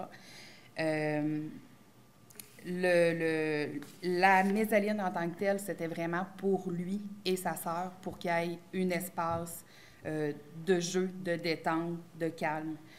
Quand Malik fait une crise, je ne vous le cacherai pas, que tout peut voler dans la maison. Ça lui prend vraiment un espace où il peut s'isoler du regard des autres, où il peut se calmer, revenir à la normale. À la maison, c'est la salle de bain qui fait office de pièce. Fait que c'est pour ça qu'on demandait aussi l'ajout d'une mezzaline au bâtiment. J'ai aussi comme témoin la marraine de Malik, qui est éducatrice à l'enfance et qui est aussi notre voisine de terre, qui n'a pas aucune restriction avec nos demandes. Ça, c'est un dossier qui peut être soumis au prochain CCU ou... Tout à fait. C'est certain que dans le cas de l'abri forestier, là, la mezzanine n'est pas permise parce qu'on dit qu'un abri forestier n'est constitué que d'un seul plancher. Donc, naturellement... C'est ça, oui. Quelqu'un s'est construit un camp forestier en 2012 à Saint-Raymond, puis il y avait une bonne mezzanine. Oui, en fait, les normes ont changé en juin 2016, où les définitions, là, en fait, ces normes-là d'abri forestier nous ont été imposées par la MRC de Portneuf, c'est-à-dire que ces normes-là ont été calquées sur ce qui est permis pour un abri forestier en zone agricole. Donc, on est passé même à des superficies qu'on permettait de nous donner d'un abri forestier de 45 mètres carrés à 20 mètres carrés, et alors que nous permettions effectivement là, d'avoir une mezzanine là, sur une certaine partie de la superficie. Ce n'est plus permis maintenant, là, et ça, ce sont des normes là, qui sont prévues au schéma d'aménagement. Je tiens juste à préciser peut-être quand vous disiez là, que c'était c'était pas prévu pour une famille de 4. Il faut faire attention parce que selon les définitions, un abri forestier, c'est vraiment un bâtiment qui est conçu pour des fins d'aménagement forestier, donc pour des gens qui vont faire de la coupe d'arbres, des exploitants forestiers pour s'abriter. Donc, c'est un peu dans les critères au comité consultatif où ça a été discuté, c'est que c'est pas un bâtiment qui est conçu finalement pour aller se divertir ou quoi, être un chalet, un abri forestier, c'est vraiment sur une terre pour faire de l'exploitation. Effectivement, avec les anciens règlements, il y a eu, étant donné qu'on permettait presque la même grandeur qu'un chalet, oui, il y a eu beaucoup de gens qui ont construit des abris forestiers, pas nécessairement pour faire de l'exploitation forestière, mais c'est sûr que les normes depuis juin 2016 sont beaucoup plus sévères là, à ce niveau-là. Excusez, M. le maire, est-ce que je peux poser une question? Oui. Est-ce que votre projet, c'est-tu à court terme, nécessaire, obligatoire, très vite, ou bien si on peut en rediscuter au conseil? Bien, c'est sûr que nous, en ce moment, on ne peut pas commencer les travaux au début de l'hiver comme ça. Fait que c'est sûr que nous, les travaux ne commenceraient qu'au printemps. Ça ne change pas votre projet? Non. On pourra leur discuter, leur soumettre au CCU, mais comme tu dis, ça va être difficile. Est-ce qu'on peut revenir avec la MRC, ça, non? Il y a rien. Ben, en fait, on peut accorder une dérogation, mais je voulais quand même... Une dérogation majeure? Mineure pour la mezzanine? En fait, la dérogation mineure m'a été conseillée. Moi, j'ai rencontré à la ville les personnes de l'urbanisme, puis ils m'ont vraiment dit que les deux volets rentraient dans une dérogation mineure, que ce soit pour l'agrandissement et l'ajout de la mezzaline. Okay. On avait même proposé comme on disait au départ, on avait proposé d'être statué chalet, de payer les taxes, tout ce qui venait avec un chalet, mais en étant plus petit. Puis, c'est ça, ils nous ont demandé de modifier notre demande afin d'être agrandissement de camp forestier. Mais je voulais venir quand même débattre le point et la nécessité de la mezzaline pour les besoins de notre fils. Vous l'avez bien expliqué. Dans le fond, je comprends bien, de base, il n'y a pas de mezzanine. Pour avoir une mezzanine, il faut que le CCU accorde une dérogation mineure. Il faudrait qu'on aille avec une dérogation, effectivement, parce que c'est au règlement de zonage, on prévoit que le camp forestier ne peut avoir un de base, là, il n'y a pas de mezzanine. Non. Donc, suivant aussi ce que M. Barrette mentionne, c'est que ça va être analysé, la demande va être analysée là, au CCU. Prochain CCU. Sous cet angle-là. Parfait. Merci beaucoup. Merci de votre intervention. Alors, c'est pour ça qu'on est ici. Alors, on vous reporte ça, M. Barrette. On va retomber dans votre cours. Maintenant, une autre dérogation mineure, on avait 90, 32, 58, 61. Québec Inc., c'est Cloutier Sport Nautique. Oui. Merci. Donc, 101 rue Rosaire-Robitaille. Je veux dire, l'autre, ça prend-tu une résolution qu'on ne l'accepte pas pour l'instant? Pour la précédente? Pour la précédente. On va juste le reporter. On le reporte? Oui. Oui, on va reporter. Parfait.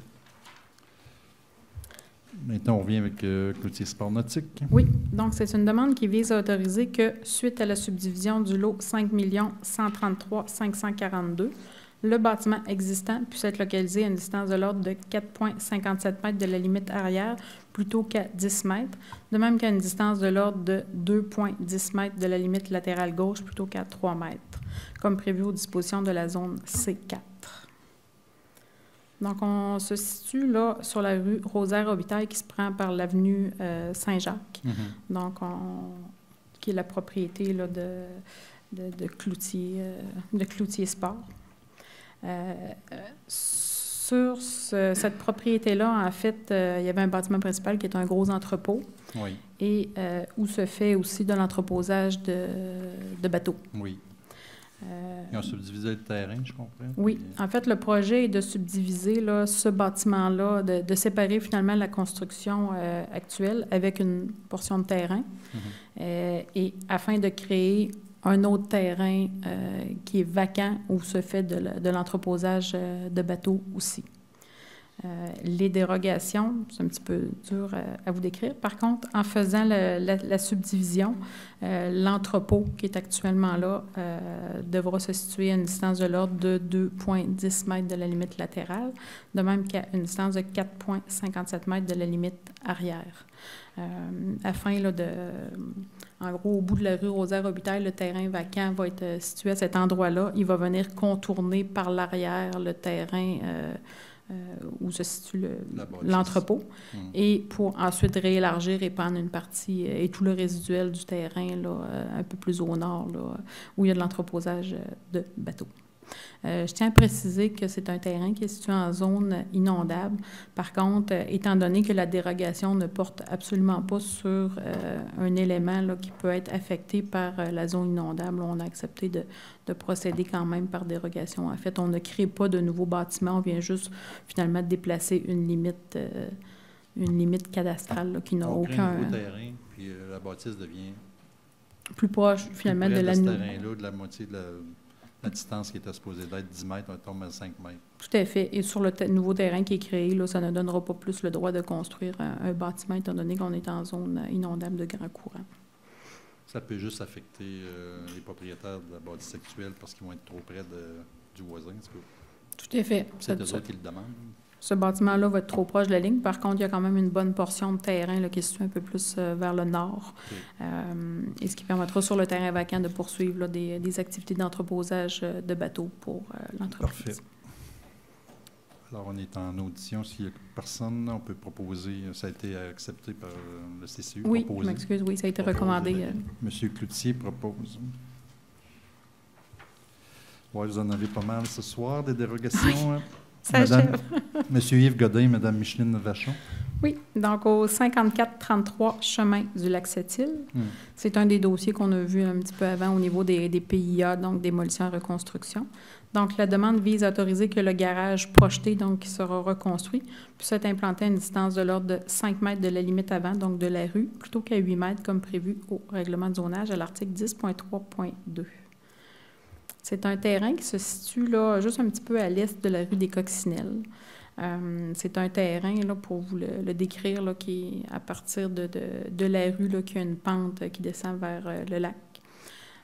Actuellement, le garage actuel est construit en bas de cette pente-là.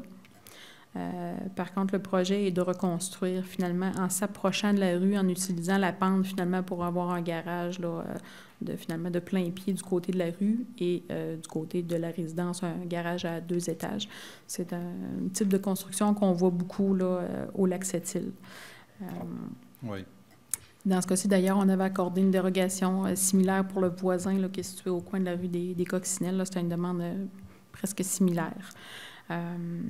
Dans ce cas-ci, d'être construit à une distance de l'ordre de 4 mètres, là, de 5 mètres de la rue, là, n'a aucun impact au niveau du déneigement ou sur la visibilité. Et ceci dit, le garage du voisin est à peu près à la même hauteur, une dérogation similaire. Donc, pour ces mêmes raisons-là, bien, le comité consultatif a recommandé d'accorder au conseil d'accorder la dérogation mineure. Il va être construit avec des beaux matériaux. Bien, en fait, oui, on reprend les mêmes matériaux qui sont sur le garage actuel, qui sont les mêmes finalement que la résidence.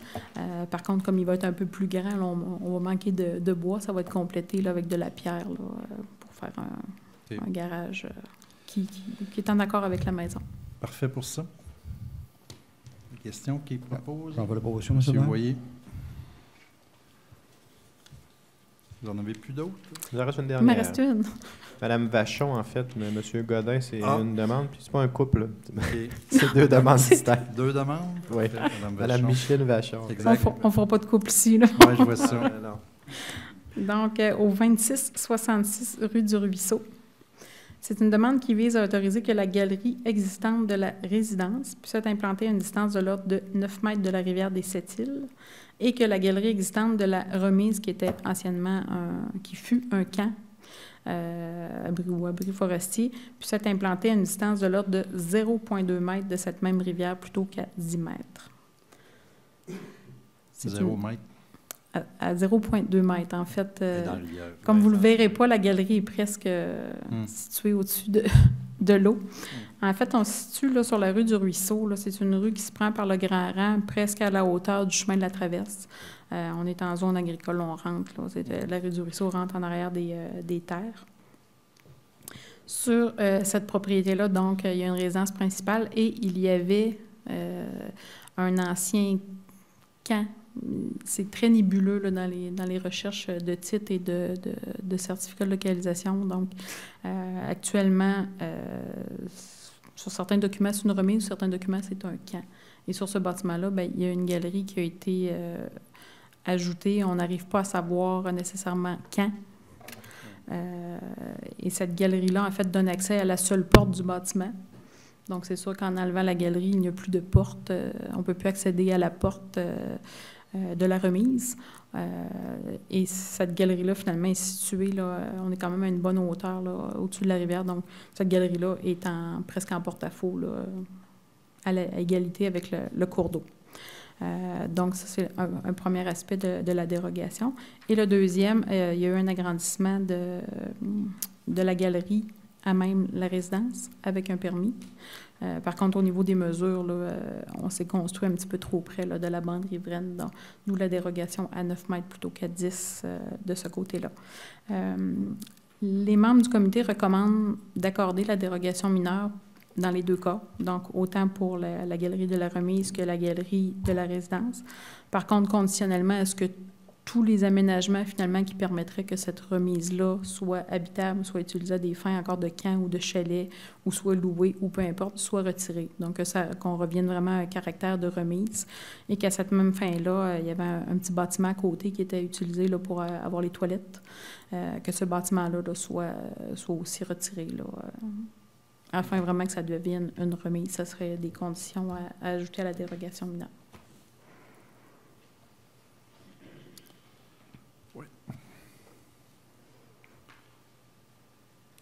Je sais que la MRC, pour voir des dossiers de la MRC, ils font retirer des galeries dans la bande riveraine assez souvent.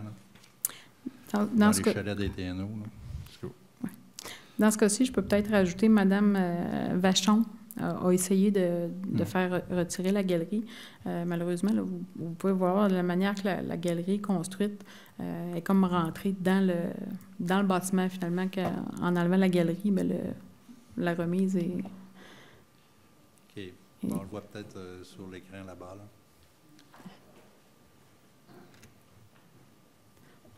C'est assez spécial que galerie en porte-à-faux dessus de la rivière, puis on accepte ça. Là.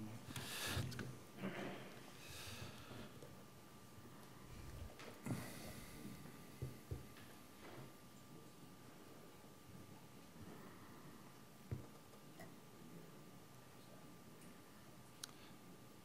Ça, c'est une espèce de cabanon? C'est une espèce de...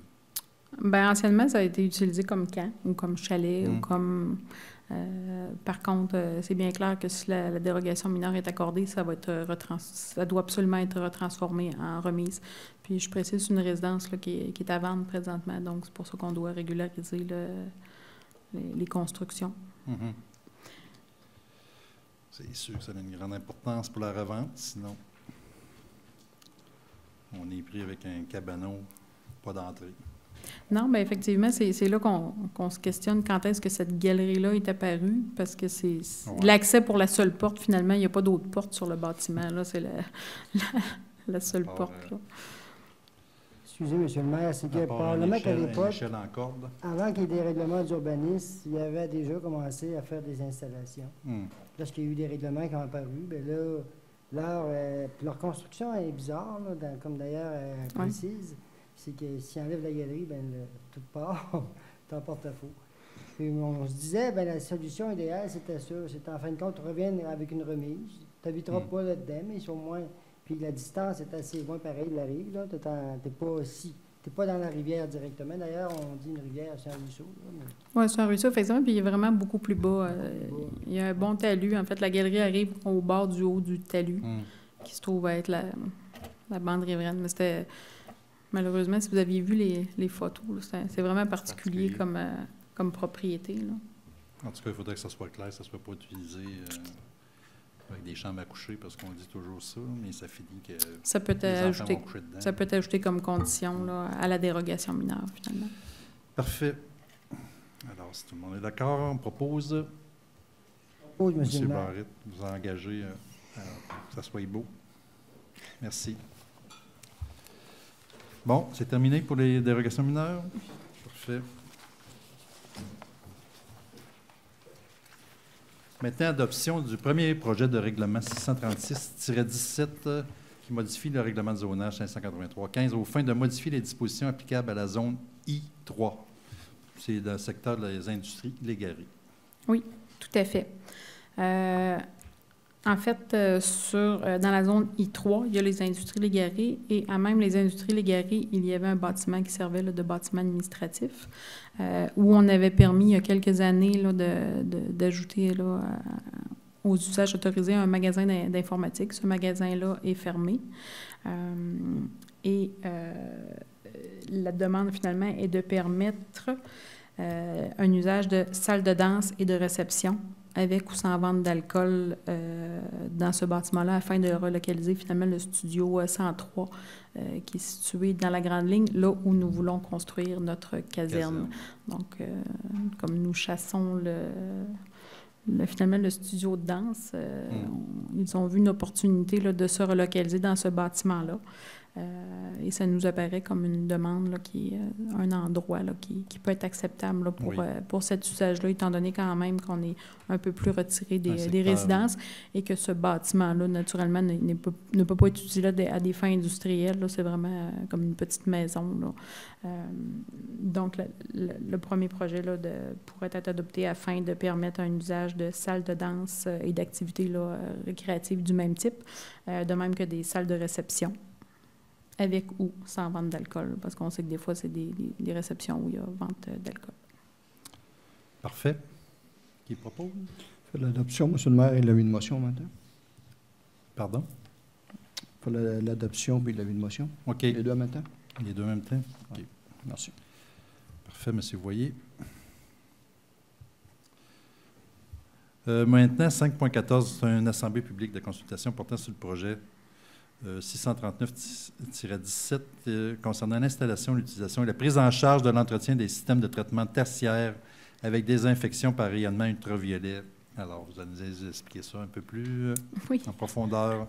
Ça, c'est un nouveau système, en fait, qu'on peut utiliser au Lac-Sept-Îles, je comprends, ou pour tout le secteur de la ville? Ou?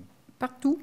Et ce ne sont pas nécessairement des nouveaux systèmes. Non. En fait, pour nous, à Saint-Raymond. Pour nous, à Saint-Raymond, parce que ce sont des systèmes un peu dans les derniers de la grande liste là, des systèmes autorisés en matière d'installation septique. On peut dire aussi. Parce que aussi, tout à fait.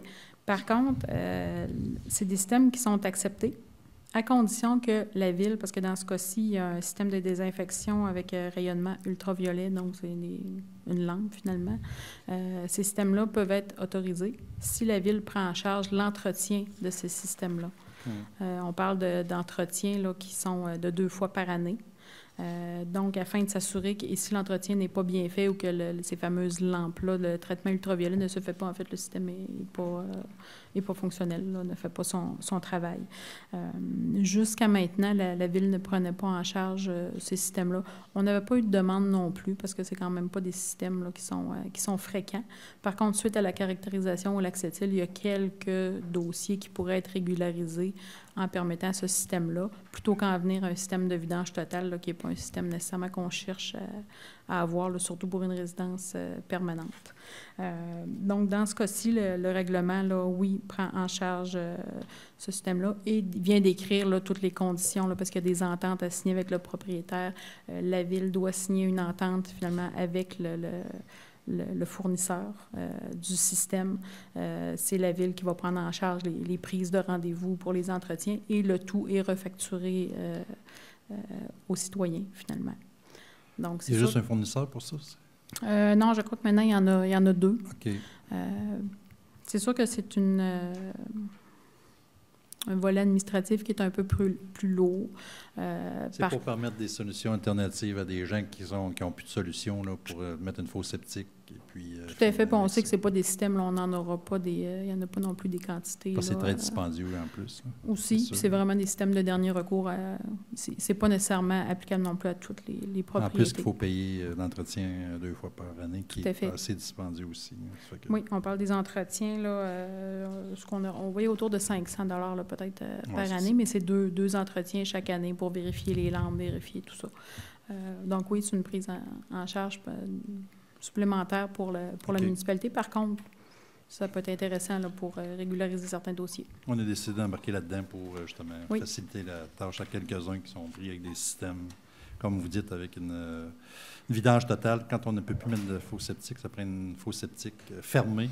Quand elle est pleine, on la fait vider. Ça fait que quand on a 3 enfants, c'est pas trop... Quand c'est une résidence permanente, là, ça peut devenir un peu contraignant au niveau des vidanges, là, parce que tout finalement, ce qui sort en matière d'eau usée, là, que ce soit le lavage des vêtements, les douches, tout ça va dans une fosse étanche. Donc, quand la fosse est pleine, il faut la faire vider. Là. Ça peut monter... ça n'a quasiment pas de bon sens. Tout à fait. Tout à fait.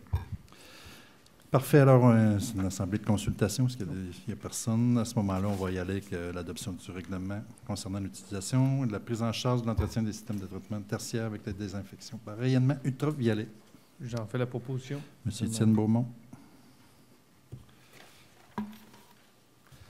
Maintenant, nous sommes à l'Assemblée publique de consultation sur le projet 640-17 qui modifie le règlement, le lotissement 584-15 afin de modifier la largeur minimale d'un terrain dans la zone HA 39. C'est dans le secteur de la rue Mario, en fait. Il y a une demande du promoteur pour faire des terrains de 15 mètres, en fait, puis une assemblée publique ici. On n'a pas encore dit non au projet, mais on a reporté l'adoption du second projet dans ce cas-là. Okay. Je pense que c'est juste ça qui est important de dire. On s'entendra que 15 mètres, c'est pas des grands terrains, là, puis on ne sait pas si ça... Les autres, c'est parce qu'ils ont déjà fait des ventes de maisons unifamiliales sur des terrains de 15 mètres, en tout cas.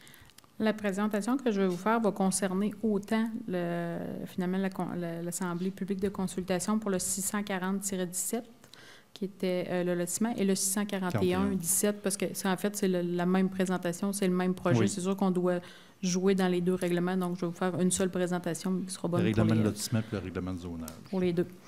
Donc, en fait, on se situe dans le développement qui est en cours présentement sur les rues, prolongement des rues Mario et Fisette. En fait, c'est sur la Côte-Joyeuse, c'est grosso modo en face de Diomoto.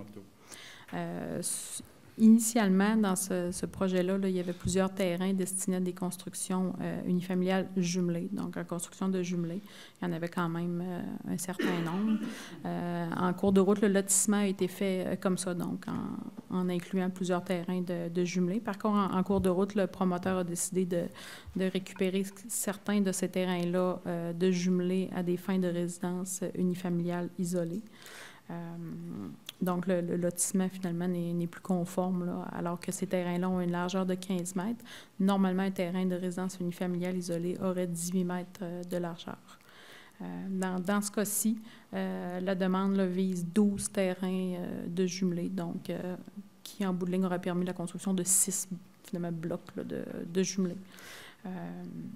La solution pour régulariser, donc on a une modification au règlement de lotissement afin de permettre dans une zone à créer, la zone HA 39, qui va vraiment être une zone unique à ces 12 terrains-là.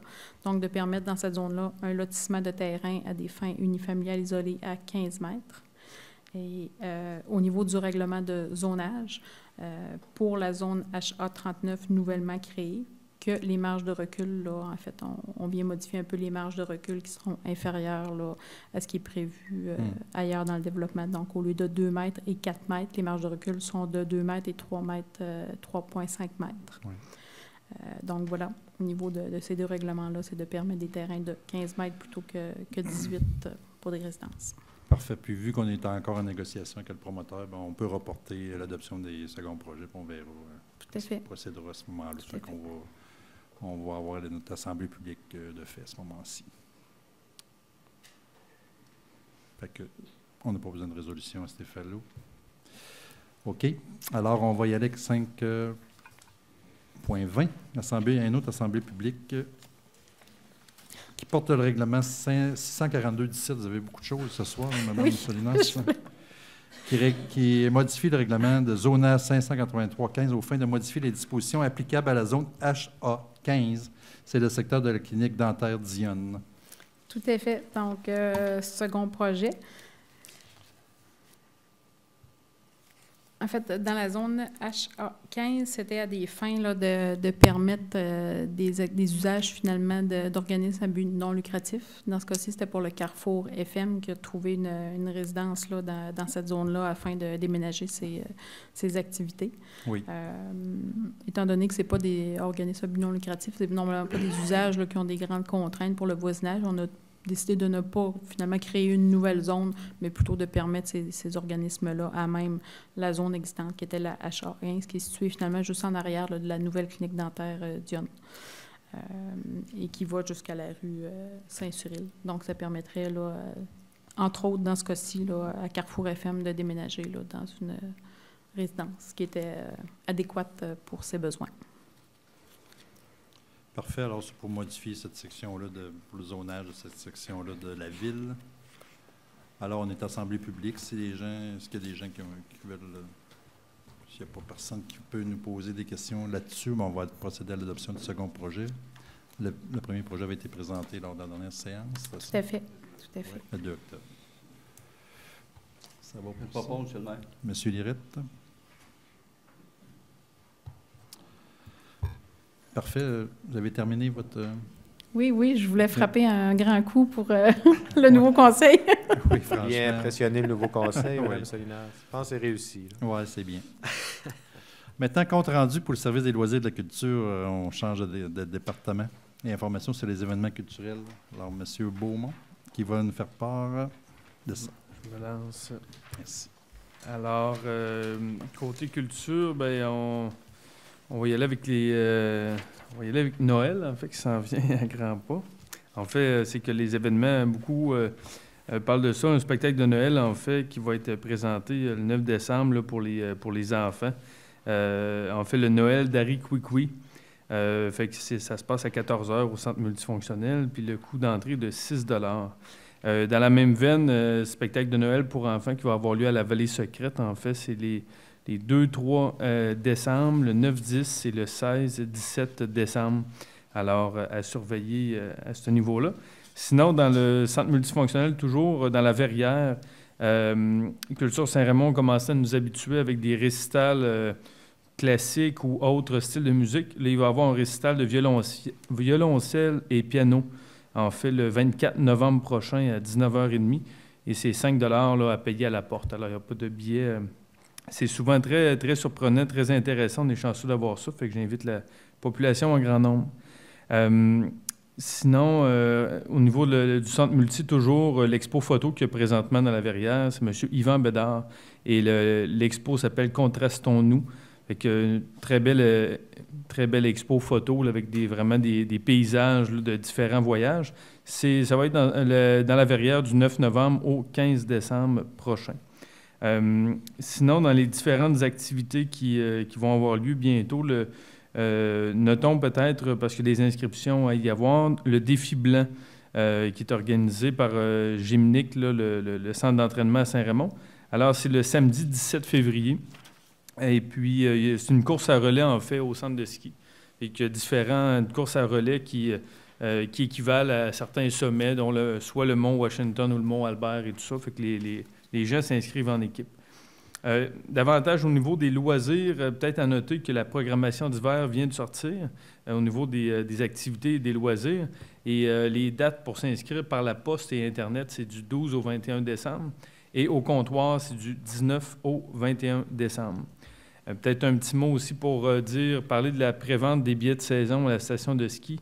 Il y a un record de vente qui a été enregistré, 470 billets de saison.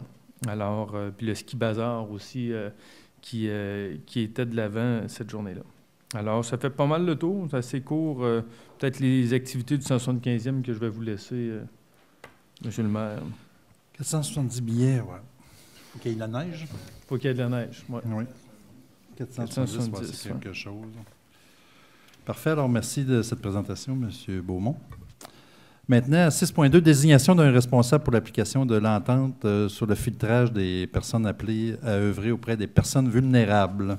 Oui, très important, M. le maire, en fait, justement pour s'assurer des bonnes mœurs et de la réputation des bénévoles œuvrant auprès des personnes vulnérables.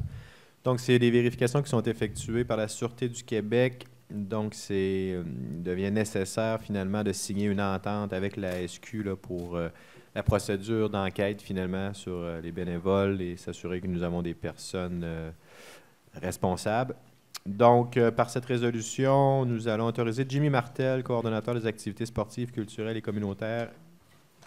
On va l'autoriser à signer et ça va être notre personne désignée comme responsable de l'application de l'entente. Voilà, M. le maire. Parfait. En collaboration avec la SQ. Qui propose? Je propose, M. le maire. M. Guest, merci. Maintenant, l'autorisation en vue de la signature d'un bail de location d'un local au centre Augustine Plamondon. Oui, M. le maire, en prévision des élections provinciales, le directeur général des élections du Québec devra établir un bureau secondaire sur le territoire de la ville de Saint-Raymond afin de mener à bien ses activités. Alors, c'est la salle centrale du Centre Augustine Plamondon qui a été choisie. Donc, par cette résolution, le Conseil va autoriser moi-même, le directeur général, à signer pour et au nom de la Ville le bail de location. Le bail qui va être d'un loyer mensuel de 1 325 $ plus les taxes applicables. Voilà. Parfait. Qui propose? Vous proposez, M. le maire. M. Cloutier. Maintenant, l'octroi d'un contrat pour l'achat et l'installation d'un système d'éclairage dans la verrière du centre multifonctionnel.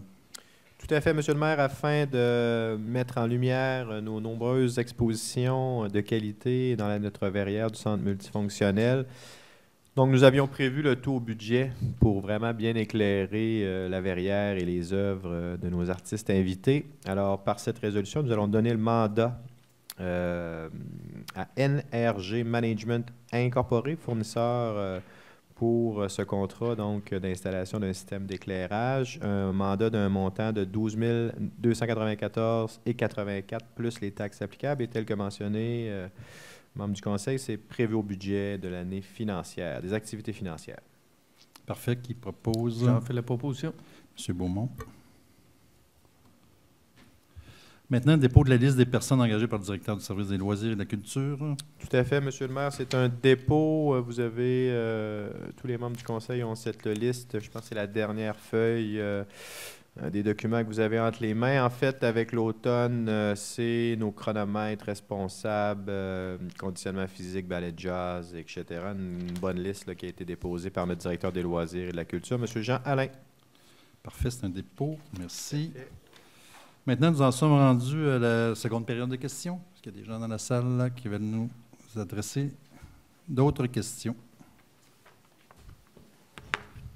Il y a une autre question. Le parc industriel numéro 1 oui. appartient à la Ville? Oui. Le parc industriel numéro 2? Oui. Pourquoi que vous avez acheté un terrain pour bâtir le garage municipal alors que vous avez des terrains pour le faire? Parce que c'était plus approprié de le mettre où est-ce qu'on va le mettre, sur la rue Guillaume. Mais le parc industriel numéro 1, il n'est pas loin, bien loin de la rue Guillaume non plus. Oui, mais il n'y avait pas bien de terrain disponible. Il y en a juste un au fond qu'on va mettre une entreprise dessus. Puis le parc industriel numéro 2 était trop loin pour mettre notre garage. Fait que c'est ça qu'on a décidé. Non, on les a analysés, ça, ces parcs-là, là. Tous les endroits où le mettre. Ça a coûté quoi, ce terrain-là? Je ne me rappelle plus, c'est 250 000 $. Mais c'est un très grand terrain, là, plus qu'on a besoin pour l'instant, là, parce que c'est prévu aussi, si jamais on fait le déneigement, on a une dizaine de camions, etc. Ça peut arriver dans les prochaines années. Ça fait qu'il faut prévoir ça. Un grand terrain dans un endroit qui n'est pas occupé par les résidences, naturellement. Pas avoir des problèmes de... Oui, mais dans les parcs industriels... Non, je sais. Mais le parc numéro 2, on ne peut pas l'utiliser. Dans le parc numéro 1, il ne reste rien qu'un terrain, là, au fond, où ce qui est PAX. C'est le seul terrain qu'il y avait disponible. Puis là, pour le service des incendies, lui? Oui. Vous le faites au bout du village? Oui. Êtes-vous obligé de faire une station satellite pour Saint-Léonard? Ben non, si vous avez des limites? Non, c'est sûr qu'il faut faire une station satellite, on ne le fera pas là. Il n'y a pas de station satellite de prévu. Les distances, puis les... Autrement dit, il est dans les normes, mais il n'est pas trop loin pour, mettons, la municipalité de Saint-Léonard. C'est ça que je veux dire. C'est ça qu'il faut. Les vérifications ont été faites là-dessus aussi. Oui. Eh bien. Parfait. Pas d'autres choses. Parfait. Oui, j'ai d'autres choses. Dans votre prochain mandat, les 4 ans qui s'en viennent, si on regarde notre beau centre-ville, y a-t-il moyen, à un moment donné, de s'organiser, qu'il soit éclairé, qu'il y ait la moins fantôme le soir qui est là? Bien, premièrement, il y avait des lampadaires là, qui étaient éteints, 4-5. Brûlés, Fait qu'il faut changer les lumières. En tout cas, vous ne remporterez pas de trophée pour le centre-ville, certain, parce que ces années-ci. C'est sombre, certain que c'est sombre. Mais ça, ils ont été avisés, là, les gens. Ils sont quoi en attente de... Puis les nouveaux lampadaires que l'Hydro a posés, les blancs, là, trouvez-vous que c'est mieux que les anciens? Moi, je trouve que ça n'éclaire pas.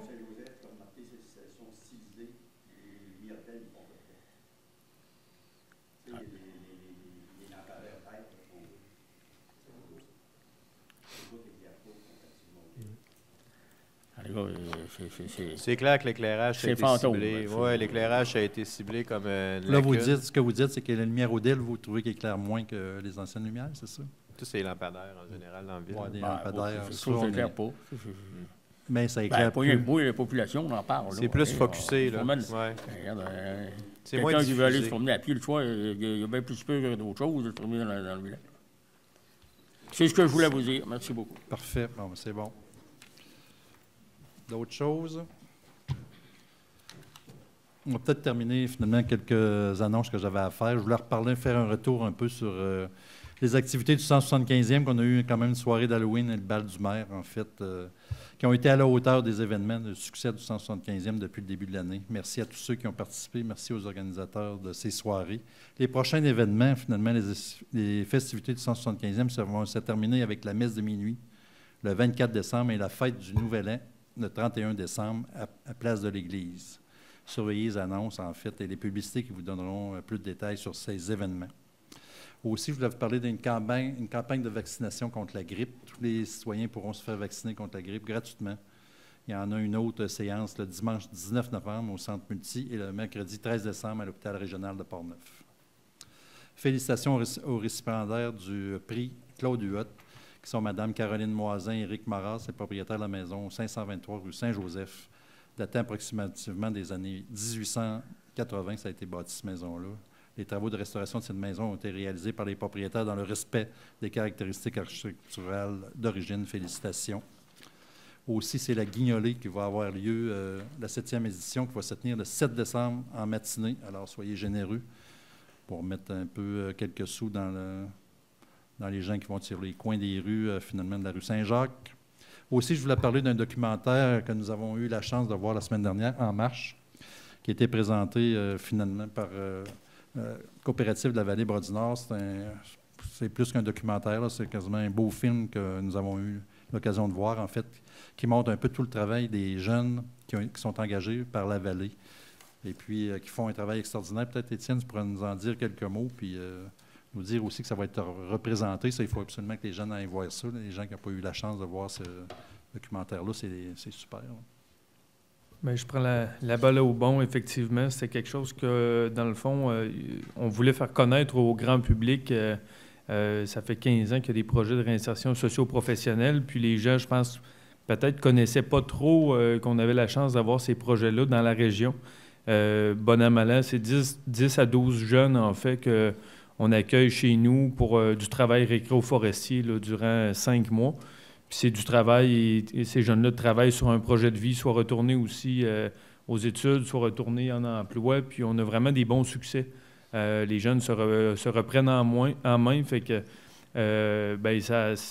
on travaille avec ces jeunes-là en faire des citoyens plus contributifs, là, qui participent davantage, puis qu'après ça, qui sont plus fiers aussi du travail accompli et tout ça. Fait que le documentaire traite de ça. On a travaillé vraiment très, très fort dans les 3 dernières années, là, à rencontrer même d'anciens participants qui ont participé. Puis on leur a donné la voix. Alors, c'est ça, il va y avoir même le 4 décembre au cinéma, mais on va avoir d'autres dates aussi parce qu'on a vraiment une forte demande. Puis, en même temps, c'est une belle façon. Là, il y a des beaux paysages du territoire, même de Saint-Raymond, à l'intérieur de ça. Fait qu'on est très contents. Alors, des beaux paysages de la vallée, en fait, que vous y avez mis. Puis on rencontre les jeunes. Les jeunes, ils font parler au début, à la fin. On voit l'évolution aussi de ces jeunes-là. Puis je félicite Étienne parce que c'est lui qui porte le dossier. Il est narrateur, il fait il est acteur, narrateur. En tout cas, on le voit beaucoup, réalisateur. Mais c'est vraiment formidable. Vous allez être agréablement surpris de voir ce film-là. C'est une très belle réalisation. Une autre facette de la vallée. On sait que la vallée, ils sont bons dans bien des facettes, mais c'est un autre coup social effrayant qu'ils nous apportent. Puis je pense qu'ils vont appeler à faire le tour du Québec avec ce documentaire-là. Alors, félicitations encore une fois. Le 4 décembre au cinéma Alouette. Oui. Parce qu'il y avait quand même 300 personnes en fin de semaine dernière, la semaine dernière, pour voir ça, c'était plein. Là, ça fait que ça a été beaucoup apprécié. Là. Tout à fait. Parfait. Alors, je vous remercie de votre attention. La prochaine réunion est on s'en va au mois de décembre. Le 11? 11? Oui, attendez un peu, oui, je vais regarder le calendrier. Je l'avais tantôt devant moi. C'est le 11 décembre. Là, il faut dire une chose, c'est qu'on ne vous a pas dit, c'est qu'on remettait l'acceptation du budget. Vu qu'on arrive avec 3 nouveaux conseillers qui ne sont pas trop habitués non plus dans le budget, on ne voulait pas voir le budget avant qu'il arrive. Ça fait que on a le droit, vu que c'est une année électorale, de reporter le budget au mois de janvier. Ça fait qu'au lieu de le faire à la course, puis que les gens n'aient pas le temps d'en prendre connaissance, puis de l'accepter au mois de décembre comme d'habitude, mais là, on va passer le mois à l'analyser plus, puis au début janvier, on va accepter le budget. C'est la séance de janvier, puis c'est le 15 janvier, M. le maire. Oui, c'est le 15 janvier qui est prévu. Là, la prochaine réunion, c'est le 11 décembre. Ça va être une assemblée régulière. Exactement. Parfait. Alors, merci. Bonne fin de soirée. Merci à tous. Bonne fin de soirée.